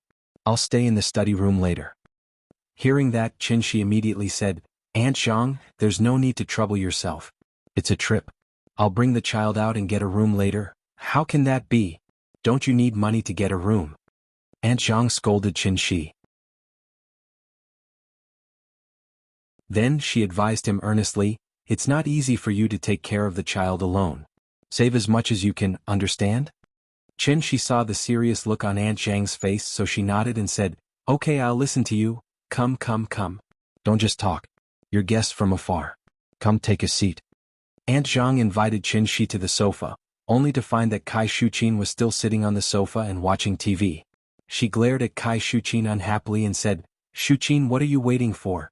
Go and tidy up. What time is it?" However, Kai Shuqin didn't even turn her head. She replied indifferently while eating melon seeds, "Got it. I'll go after this episode." Auntie Zhang didn't seem to know what to do with her, so she just left her be and gestured for Chen Shi to sit on the side. Chen Shi politely sat on the sofa with the little fellow in his arms. At that moment, the little fellow saw the baby lying next to Kai Shuqin. "Papa, I want to see my sister." She knew that Aunt Zhang had a granddaughter, so she immediately clamored to see the little fellow who was younger than her. Come. Grandma will carry you." Aunt Zhang picked up the little fellow from Chen Shi's lap, then carried her to the other side and put her next to the baby. The little fellow reached out to pinch the baby's cheeks, but Kai Shuqin picked up the child in one swift motion. She didn't say anything. She just glared at Nian, then stood up and walked to the bedroom.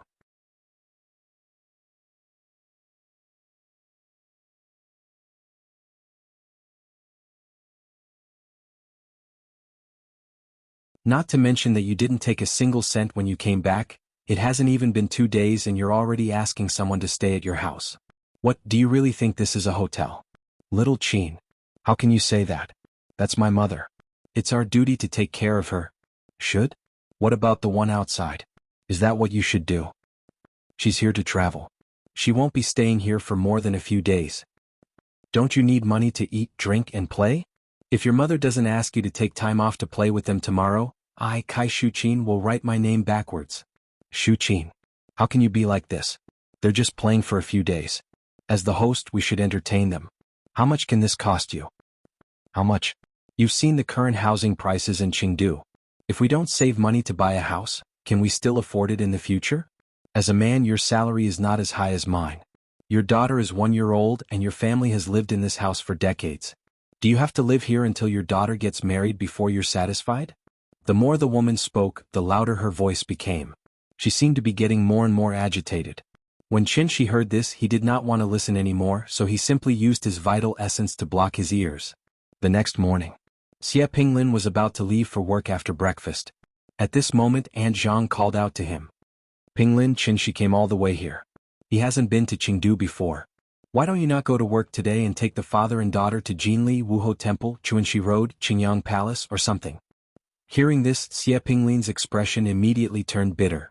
When he was hesitating to say something, Kai Shuqin snorted heavily at the side. Mother, our company will deduct our salary if we take leave. Let him deduct it. We'll earn it back in the future. Quick, call your boss and ask for leave.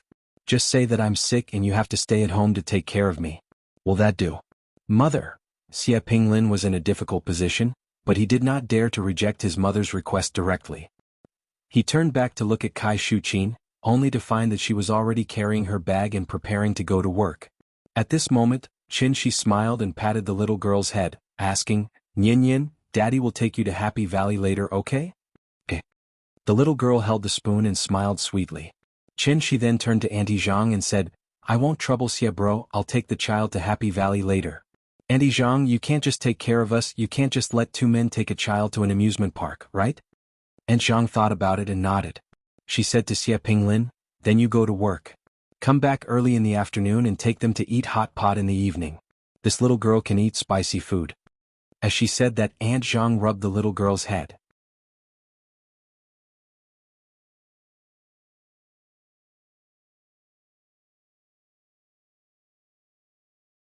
Chapter 54. Because it was very close, Qinshi carried the little girl to the temple of the marquis. But after looking at the entrance for a long time, she was not interested at all, so Qinshi could only bring her to the brocade next door. In fact, there was nothing in the brocade that could attract a child's attention, so before the little girl was even halfway through, she was already clamoring to go to the amusement park. Regarding this, Qinshi did not have any objections, so he took her to a taxi and went straight to Happy Valley.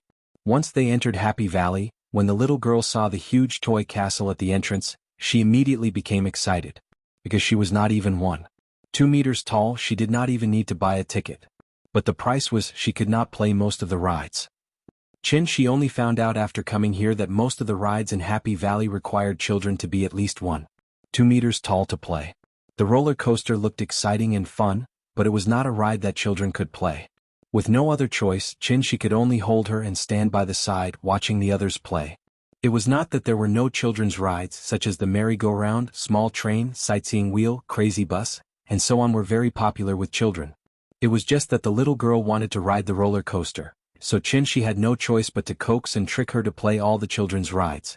Finally, the little girl put down her pouting little mouth. Qinshi originally thought that the little girl would not like Happy Valley, but when they came to a place called the Magic Castle, the little girl immediately exploded with curiosity. There were countless dynamic and strange magic rides gathered here. Every arrangement was deliberately to cater to the child's whims. The magic theater stood in the middle, shining with a dreamy light. In the theater, cartoon dolls appeared one after another, opening the curtains of the magic ball. Magicians skillfully cast magic, happy wooden horses galloped and chased each other. On the bubble ball battlefield, colorful balls jumped around. There was also a big Mexican straw hat, wildly dancing with magic, releasing brilliant lights. When had the little girl ever seen such a dreamy magic world? So she was immediately addicted. When she really started playing, time passed very quickly. In the blink of an eye, it was 5 o'clock in the afternoon. She calculated the time and estimated that it would take at least an hour to go back during the rush hour, so he carried the little fellow and prepared to leave. However, she was unwilling no matter what he said. She persuaded her in every way possible and bought her a big panda plushie. Only then did the little girl reluctantly say goodbye to the magic castle with the plushie in her arms. Papa, when can I come to the amusement park again? This place is much more fun than the zoo. When you're a little taller, when you're a year older, Daddy will bring you here. By then you can also play those games. Really? Of course, why would I lie to you? Then I want to ride the roller coaster. The roller coaster won't work. Why? You have to grow even taller to ride a roller coaster. Papa is lying. When the father and daughter returned to Wuho Temple Street, it was almost 6 o'clock in the evening. During this time, Aunt Zhang also called twice to urge them. Naturally, they had to eat hot pot in Chengdu. After all these years of training by Aunt Zhang, the little girl could eat a little spicy, so Aunt Zhang ordered a slightly spicy mandarin duck pot. It seemed that every hot pot restaurant's business was very good. From afar they could see more than 10 plastic stools at the door. 20 to 30 customers were sitting there waiting in line for their number to be called. The smell of the hot pot was very strong. Before the little girl entered the door, she had already begun to sniff her little nose and kept looking around. She seemed to be very interested in this thing. She had never eaten hot pot before. When she carried her into the hot pot restaurant, Aunt Zhang's family had already ordered the dishes and were waiting for them in their seats. However, she did not immediately go over, because he felt that the atmosphere at Aunt Zhang's table was a little strange. Kai Shuqin held her phone with both hands and typed quickly. She seemed to be chatting on WeChat. Xie Pinglin lowered his head slightly and kept whispering something in Kai Shuqin's ear. Aunt Zhang looked at the hot pot in front of her silently. There was a baby carriage next to it. The baby was lying in the carriage obediently and chewing her fingers. Looking at his posture, it was obvious that something unpleasant must have happened before he came. She deliberately stood at the door for a minute. After a deep sigh, he carried Nian and walked in. "You're back? Come. The pot is boiling. You can eat at any time." The moment Aunt Zhang saw she immediately put on a smile and quickly got up to ask him to sit down. She nodded at Aunt Zhang, then turned to Xie Pinglin and said, "Sorry for making you wait." Hearing that, Xie Pinglin forced a smile and responded, It's okay. Sit down.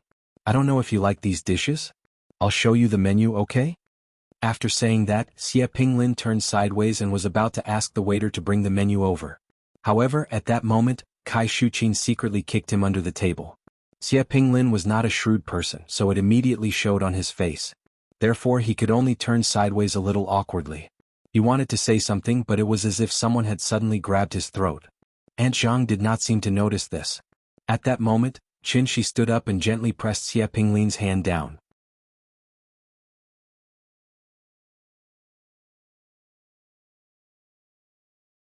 The appearance of she just happened to give her a chance to act.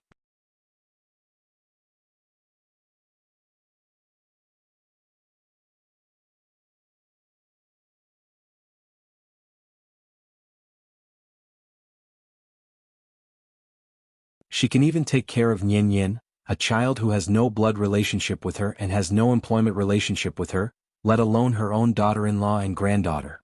You are Aunt Zhang's son, and I think Aunt Zhang is half a mother to me. So I want to tell you that the money on the ground is not everything.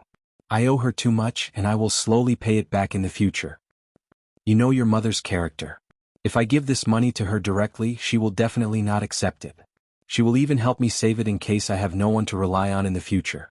The reason why I spent so much effort to convert all this money into cash is not to show off, but because I hope you can take this money home.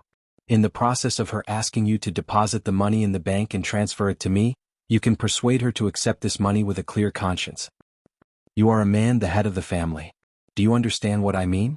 As soon as Shi's voice fell, Xie Pinglin suddenly squatted on the ground and cried loudly.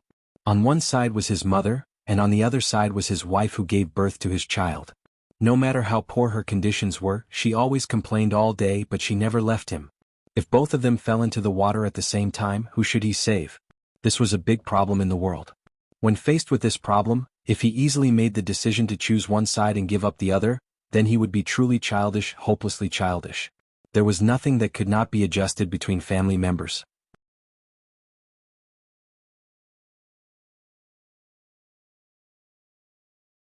Chapter 56. She accompanied Xie Pinglin back to the residential area, but they did not enter the house. Xie Pinglin held the travel bag tightly in his arms, turning back to look at Shi every 3 steps. After walking less than 10 meters, he finally couldn't help but put down his bag, and then bowed deeply to Shi.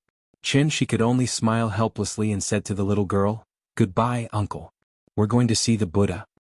"Goodbye, uncle." The little girl waved her little hand vigorously. Then she turned around and walked out with her. He did not dare to see Aunt Zhang now. He could not afford to offend her, but he could hide from her. Thinking of this, she turned his phone to airplane mode. However, after thinking about it, he turned off the airplane mode and blacklisted Aunt Zhang alone. After this delay, it was already 3 o'clock in the afternoon when Shi and the little girl arrived at Leshan by bus. They did not have to climb the mountain to see the Buddha. Therefore, when the little girl heard that they could see the Buddha by boat, she immediately clamored to take the boat. They had been on the plane and now they were finally going to take the boat. There were many tourists here. Because the place was relatively small, it was crowded and lively. It would take about 20 minutes to visit the Buddha by boat, and they would stop in front of the Buddha for 5 minutes. The Leshan Buddha was tall. It was 71 meters tall, the largest stone Buddha statue in the world. The Buddha statue was chiseled from the cliff of Luan Peak of Lingyun Mountain. It was a sitting Maitreya Buddha with a cassock hanging under the double collar, hands on knees and feet on lotus flowers. The Buddha statue was 98 meters tall with a head height of 10 meters and eye width of 3 meters, a nose length of 6 meters, a mouth width of 3 meters, ears length of 7 meters, neck height of 3 meters, shoulder width of 28 meters, body width of 3 meters, middle finger length of 3 meters and feet length of 9 meters. There were 1,021 spiral buns on the head, each the size of a round table. 2 people could stand on each ear and each foot could accommodate more than 100 people. Speaking of the Buddha, there was a legend that had to be mentioned. Legend has it that in the early years of the Tang dynasty, there was a Lingyun temple on Lingyun Mountain. There was an old monk in the Lingyun temple whose Buddhist name was Hai Tong. At the foot of Lingyun Mountain was the confluence of Min River, Qingyi River, and Dadu River. Here the water was turbulent and the waves were turbulent. They often swallowed the boats and harmed the people. Monk Hai Tong saw that Sanjiang's water was so rampant, he guessed that there must be water monsters causing trouble in the water.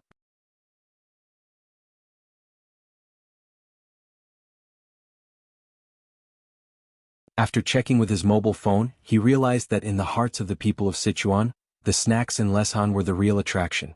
Traveling, it was always necessary to try the famous local snacks. Speaking of snacks, the first thing to mention was the tofu pudding. The tofu pudding here had little to do with sweetness and saltiness. It was more spicy. So when a bowl of Leshan tofu pudding was served, it was not black or white but red. Since the little fellow ate the hot pot, it seemed that her ability to eat spicy food had been completely developed. After a bowl of tofu pudding she didn't even burp. Holding the small plastic bowl, she shouted at the auntie who sold the tofu pudding for another bowl. Seeing her cute appearance, the auntie immediately said to Chen-shi happily, "You are such a good girl. You are blessed." Before Chen-shi could reply, the little fellow smiled sweetly and said, "Thank you, auntie." Looking at her, she was not shy at all, which made the auntie laugh loudly. Even the money for the second bowl of tofu pudding was waived. Well, he wanted to take her to steamed beef and spicy hot pot, but she was full only from the tofu pudding. The little fellow was easy to feed, and Chen-shi was not interested in food, so he took her directly to Mount Amei. There was an old saying, the clouds were green and the silhouette was beautiful.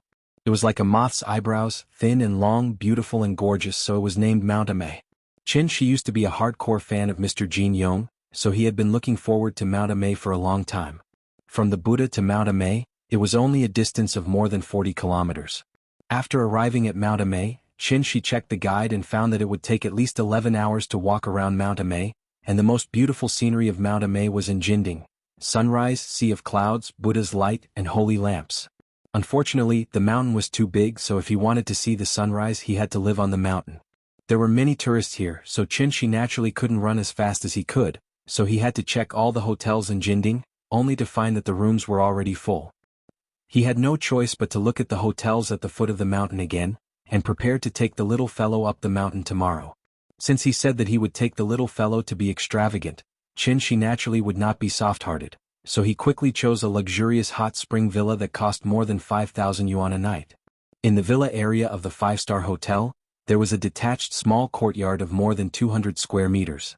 Walking into the courtyard, one could see the artificial hot spring in the courtyard.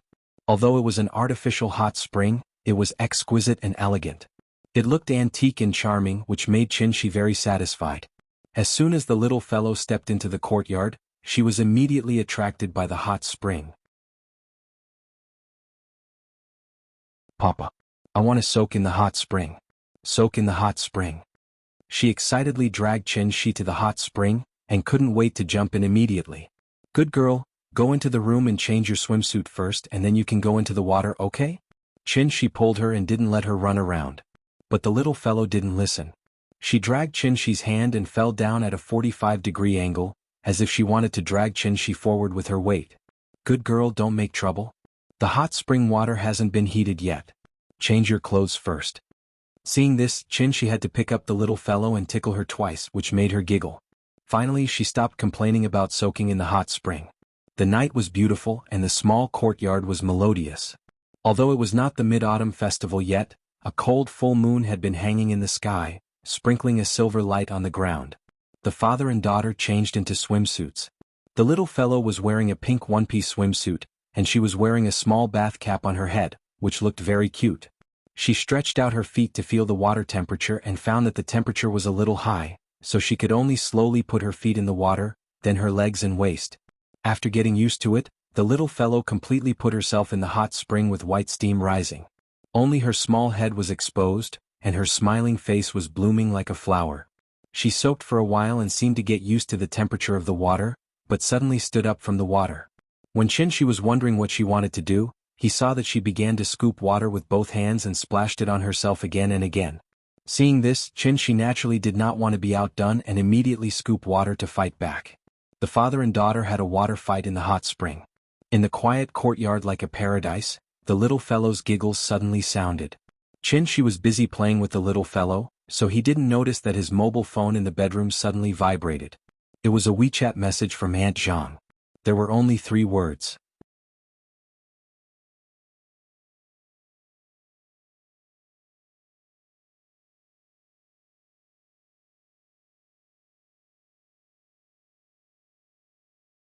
Because it was getting closer and closer, Qin frowned slightly because of the strange aura. He really didn't expect that in an environment like Earth, where the spiritual energy was sparse, monsters could be born. What was a monster? Monsters were things that covered the essence of qi. Qi was chaotic in the middle and things changed outside. The form, spirit, qi and quality were used on the outside and the inside. It was based on the 5 elements and connected to the 5 things.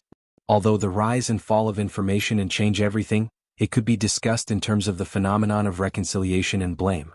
It could be roughly understood that monsters that looked like animals, plants or some other things, but had wisdom and emotions like humans were all called monsters. As an immortal cultivator, Qin had a deeper understanding of this. Everything had a spirit, and animals and plants were no exception. Although they were full of bestiality and had extremely low intelligence, there were still some strange creatures among them. These strange creatures might be born with it or they might have a fortuitous encounter. In short, they learned to refine the spiritual energy of heaven and earth like humans, thus making them stand out from the rest. Just like immortal cultivators, they had unimaginable power. This was a monster. Monsters and immortal cultivators were the same, they also had different realms. Gathering spirit and awakening intelligence were equivalent to immortal cultivators' qi refining stage and foundation establishment stage.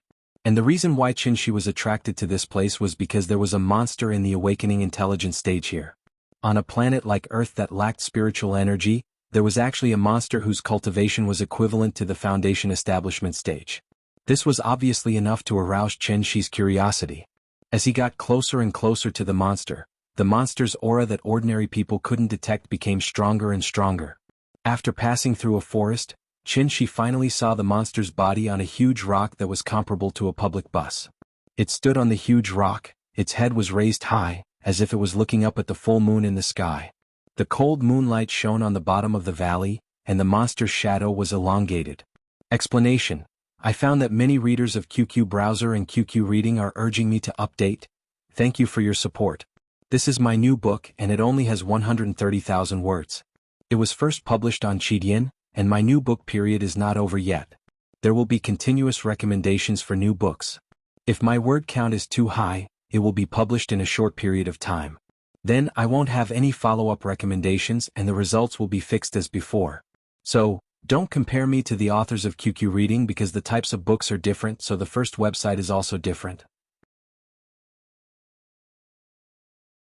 I have just been published on 6th frequency, and there are still 3rd river and 1 or 2 small recommendations.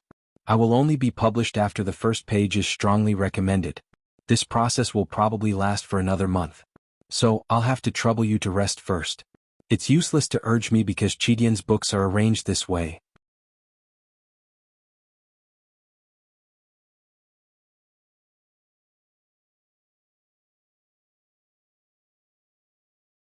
It was stunned for a moment, and an extremely anthropomorphic expression appeared on its face. Then it suddenly came back to its senses, and its fur suddenly stood up. Like a frightened cat, it immediately made a pouncing posture toward Qin's back. Yes, this was a leopard and an extremely rare ink leopard. What was an ink leopard? It had the body of a tiger, but was only 1/3 the size of a tiger. It was a medium-sized carnivorous beast, also known as a leopard or leopard. It is the smallest of the 4 large cats in the genus Panthera. The other 3 are lions, tigers, and jaguars. Shoulder height is about 0, body length is about 1, tail length is about 60 centimeters, weight is 60 to 100 kilograms. It had a round head, short ears, strong and powerful limbs, sharp claws, and strong flexibility. The leopard's whole body was bright, and its fur was brown and yellow. It was covered with black spots and rings, forming an ancient coin-like pattern, so it was called a leopard. Unlike the grayish-white snow leopard, the ink leopard was a black-colored individual produced by the mutation of the leopard's fur color.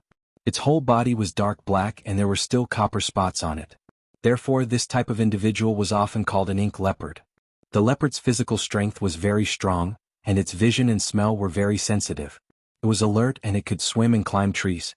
It became a bold and fierce carnivore with a wide range of food. It was good at jumping and climbing. It usually lived alone and came out at night, early in the morning or in the evening. It often wandered back and forth in the forest. Its nature was fierce, but it usually did not hurt people. Leopards were different from lions and tigers. Their biggest difference, other than their size, was their roar. The roar of lions and tigers was really roar, but the roar of leopards was meow. There were 2 major types of cats, called mimi cats and roaring cats in foreign countries. Tigers and lions could roar and were called roaring cats. Cheetahs were classified as mimi cats and could not roar loudly. The reason for this difference was that the structure of the hyoid bone in their throats was different. However, this difference was not enough to separate them into 2 families, so they were all classified as large cats. Of course, unlike the clear sound of a cat, a leopard's roar would have a hint of hoarseness. Leopards and cats were the same. Their eyes had night vision, so even if Qinshi's figure was covered by the shadows of the forest, this ink leopard was still sharp enough to notice him. As an intelligent wild beast, the ink leopard's intelligence was not inferior to that of a human's. Therefore, it was very clear that if this person was allowed to return alive, then there would definitely be groups of search teams coming to look for it the next day. And it would once again embark on the path of finding a habitat.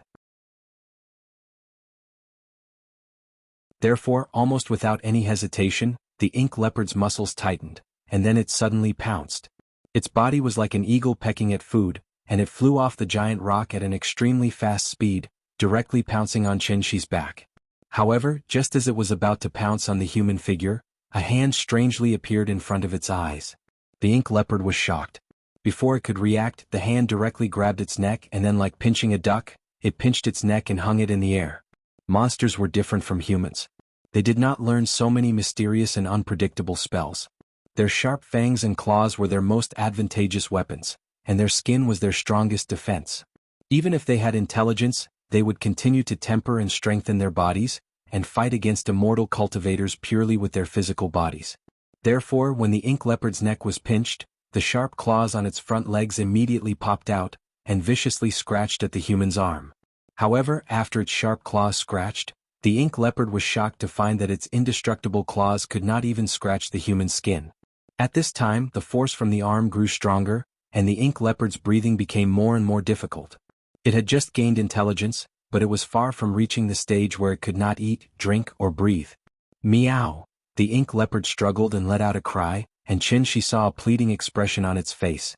After thinking for a while, Qinshi slightly loosened his fingers, and let the ink leopard fall from his hand. Forget it, with the environment on Earth, without the inheritance of a tribe, and without the guidance of a powerful person, it's already not easy for you to cultivate to the point of gaining intelligence. Go, I'll spare your life today, but you have to remember, don't kill people in the future. After saying that, Qinshi turned around and walked back the way he came. The ink leopard crouched on the ground and put on a defensive posture. However, after hearing Qinshi's words, a confused expression immediately appeared on its face. It looked in the direction that Qinshi left, and its eyes rolled around as if it was thinking about something. After hesitating for a while, the ink leopard seemed to have made a decision, and started running in the direction that Qinshi left. Qinshi stood at the bottom of the cliff, and was thinking about whether there was a shorter way to return. At this time there was a faint sound coming from the forest. Qinshi turned around and saw that the ink leopard was actually following him. The ink leopard carefully came to a place not far from Qinshi, and then suddenly bent its front legs, lowered its head, and let out a series of meows. Qinshi thought for a while and then asked, "You want to go with me?"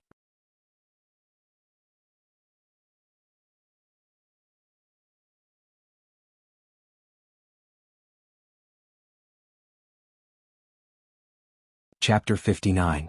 The next day. By the time the little fellow woke up, the sun was already up to her butt. Chin-shi was sitting in the yard, quietly reading a magazine. A black kitten was curled up in a ball, yawning at his feet in boredom. The little fellow sat up, then raised her hands and rubbed her eyes. Before he put down his hands, she had already shouted in a muffled voice, "Papa, Papa! Here I'm coming." Hearing the little fellow's shout, Chin-shi immediately dropped the magazine in his hand and ran into the room.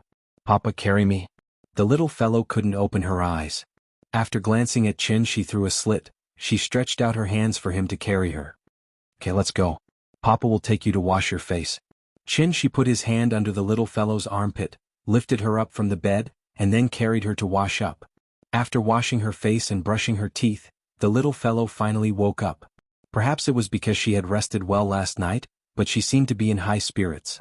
Before Chin-shi had time to wash her face for the second time, the little fellow had run out of the bathroom excitedly. "I'm going to climb the mountain."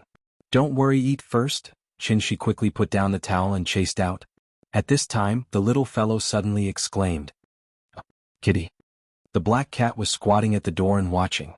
When it saw the little fellow pouncing on it, it immediately jumped to the bed and avoided the little fellow. The little fellow was not as agile as it. After missing, she didn't give up and turned around to chase it again. But the black cat didn't seem to like being close to her, so it jumped to the bed, kicked the wall hard, and flew out of the little fellow's head. At this time, Chin-shi also came out of the bathroom. He saw the little fellow looking at the black cat eagerly with a face full of desire, so he immediately shouted, "Come back, let her touch you." The black cat paused and then reluctantly moved to the little fellow. The little fellow squatted down, hugged the black cat and laughed, "Papa, I love it." The black cat struggled to jump out, but Chin-shi glared at it and said, "Remember, it used to be heaven boss, earth second, and you third. Now it's her boss, my second, and you third." Meow. Hearing this, the black cat meowed weakly as if responding to Chin-shi. The little fellow rubbed the black cat's chin with both hands and then patted its head. She looked at Chin-shi and asked, "Papa, what's its name?" Let's call it Big Cat." "Good. Big Cat. From now on you're my pet." The little guy hugged the big cat tightly in his arms.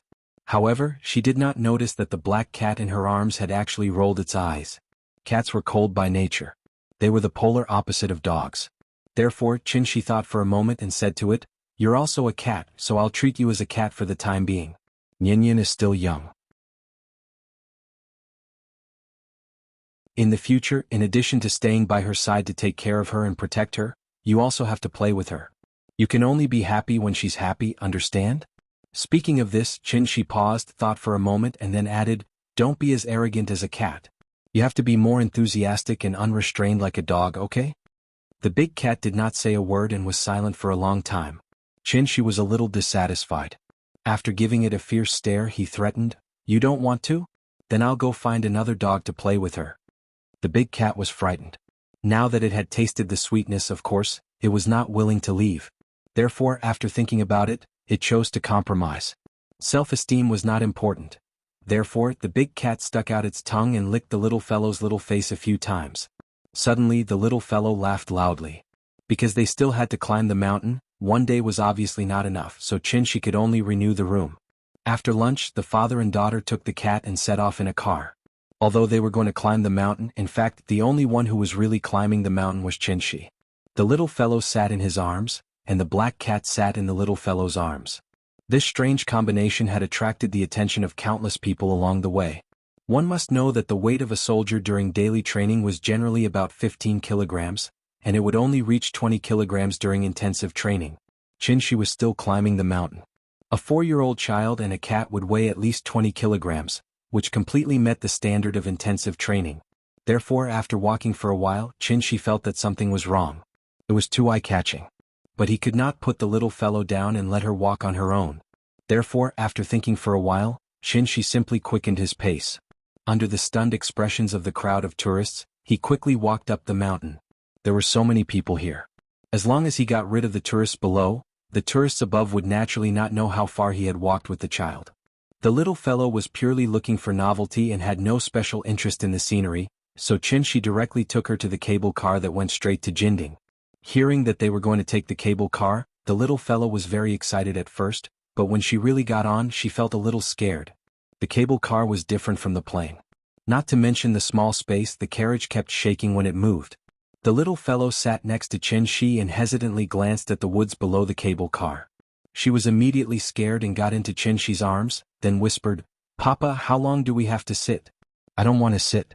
Chen Shi did not expect this. He had always thought that the little fellow was not afraid of heights, so he quickly held the little fellow tightly in his arms and softly comforted her. "Good girl, don't be afraid. If you are so afraid of heights, then Papa can't take you to play in the sky in the future." Hearing this, the little fellow immediately shook her head and said loudly, "I'm not afraid. I want to play in the sky." After that, she wanted to pretend to be very brave and turned her little head to look out of the window. But then she was frightened by the height outside and quickly got back into Chen Shi's arms, not daring to show her head again. Chen Shi touched her head and said with a smile, "Well, Papa is here. Don't be afraid." The Jinding cable car was 1,164 meters long, so they could not sit for long. After getting off the cable car, the little fellow's interest was obviously reduced a lot. Obviously she had a psychological shadow. Zhu Emo, the 21st son of Zhu Yuanzhang of the Ming dynasty, was a devout Buddhist. He was rewarded 3,000 taels of gold and built the Great Amei Golden Hall at the highest point of Mount Amei. Because the roof tiles, pillars, doors and lattices of the Golden Hall were all copper and gold, and under the sun, it shone brightly, so it was called Jinding. The real Golden Hall was destroyed in the turmoil many years ago, so now the Golden Hall was a modern building after being restored, not an ancient building that had been handed down. The scenery of Jinding was really beautiful. The vast sea of clouds spread out on the horizon like a snow-white carpet, smooth, thick and boundless. When the mountain wind blew, the sea of clouds drifted away, and the peaks and ridges became small islands in the sea of clouds. Then, Chen Shi took a picture of the little fellow in front of the golden statue of Samantabhadra of 10 directions.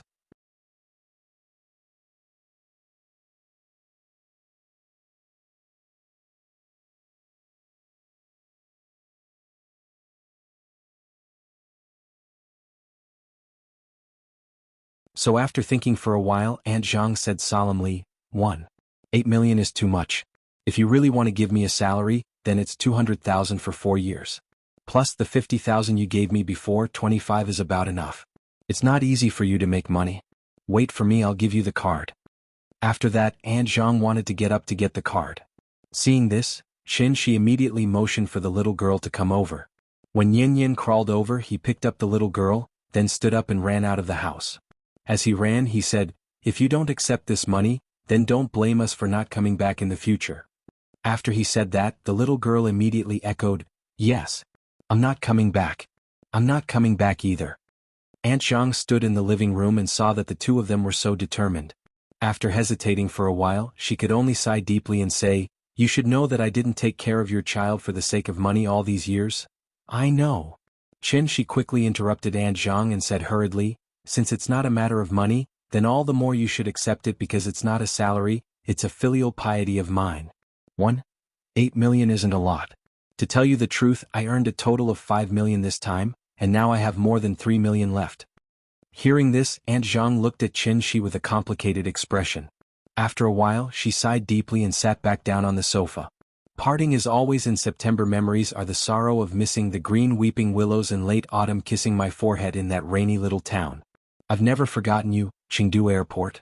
Chen Shi sat in the first-class VIP lounge with the little girl in his arms. Big Cat had run out to observe the terrain. "Papa, why doesn't Grandma want money?" "Because Grandma is a good person."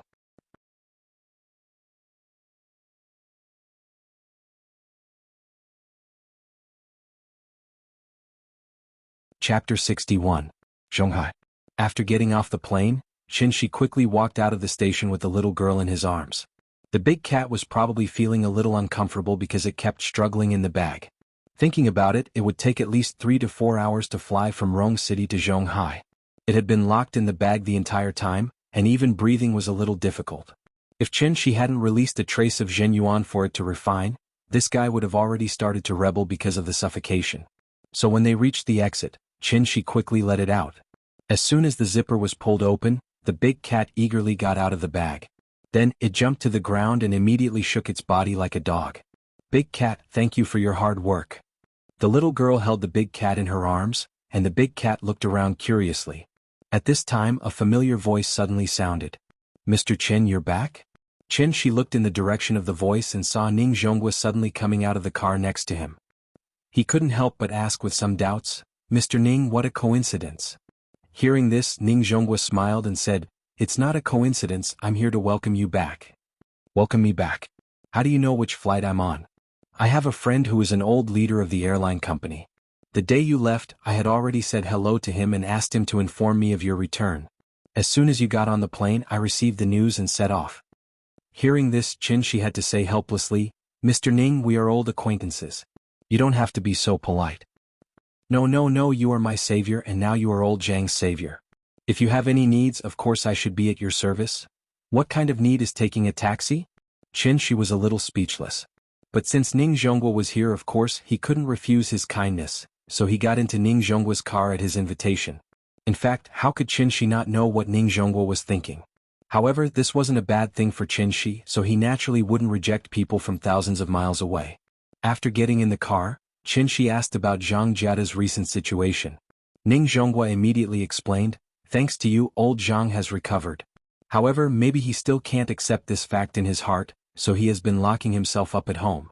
I went to visit him a few times but I was refused at the door. Now, I can only pray that he can walk out of the shadow soon." At this point, Ning Zhonghua couldn't help but let out a long sigh. He lamented, "I didn't expect that his illness was actually caused by Ziyuan. I don't know where that brat learned this crooked method. He actually used it on his own father. He's really a villain. It's really scary. How is Zhang Ziyuan now?" "Old Zhang and him are father and son after all.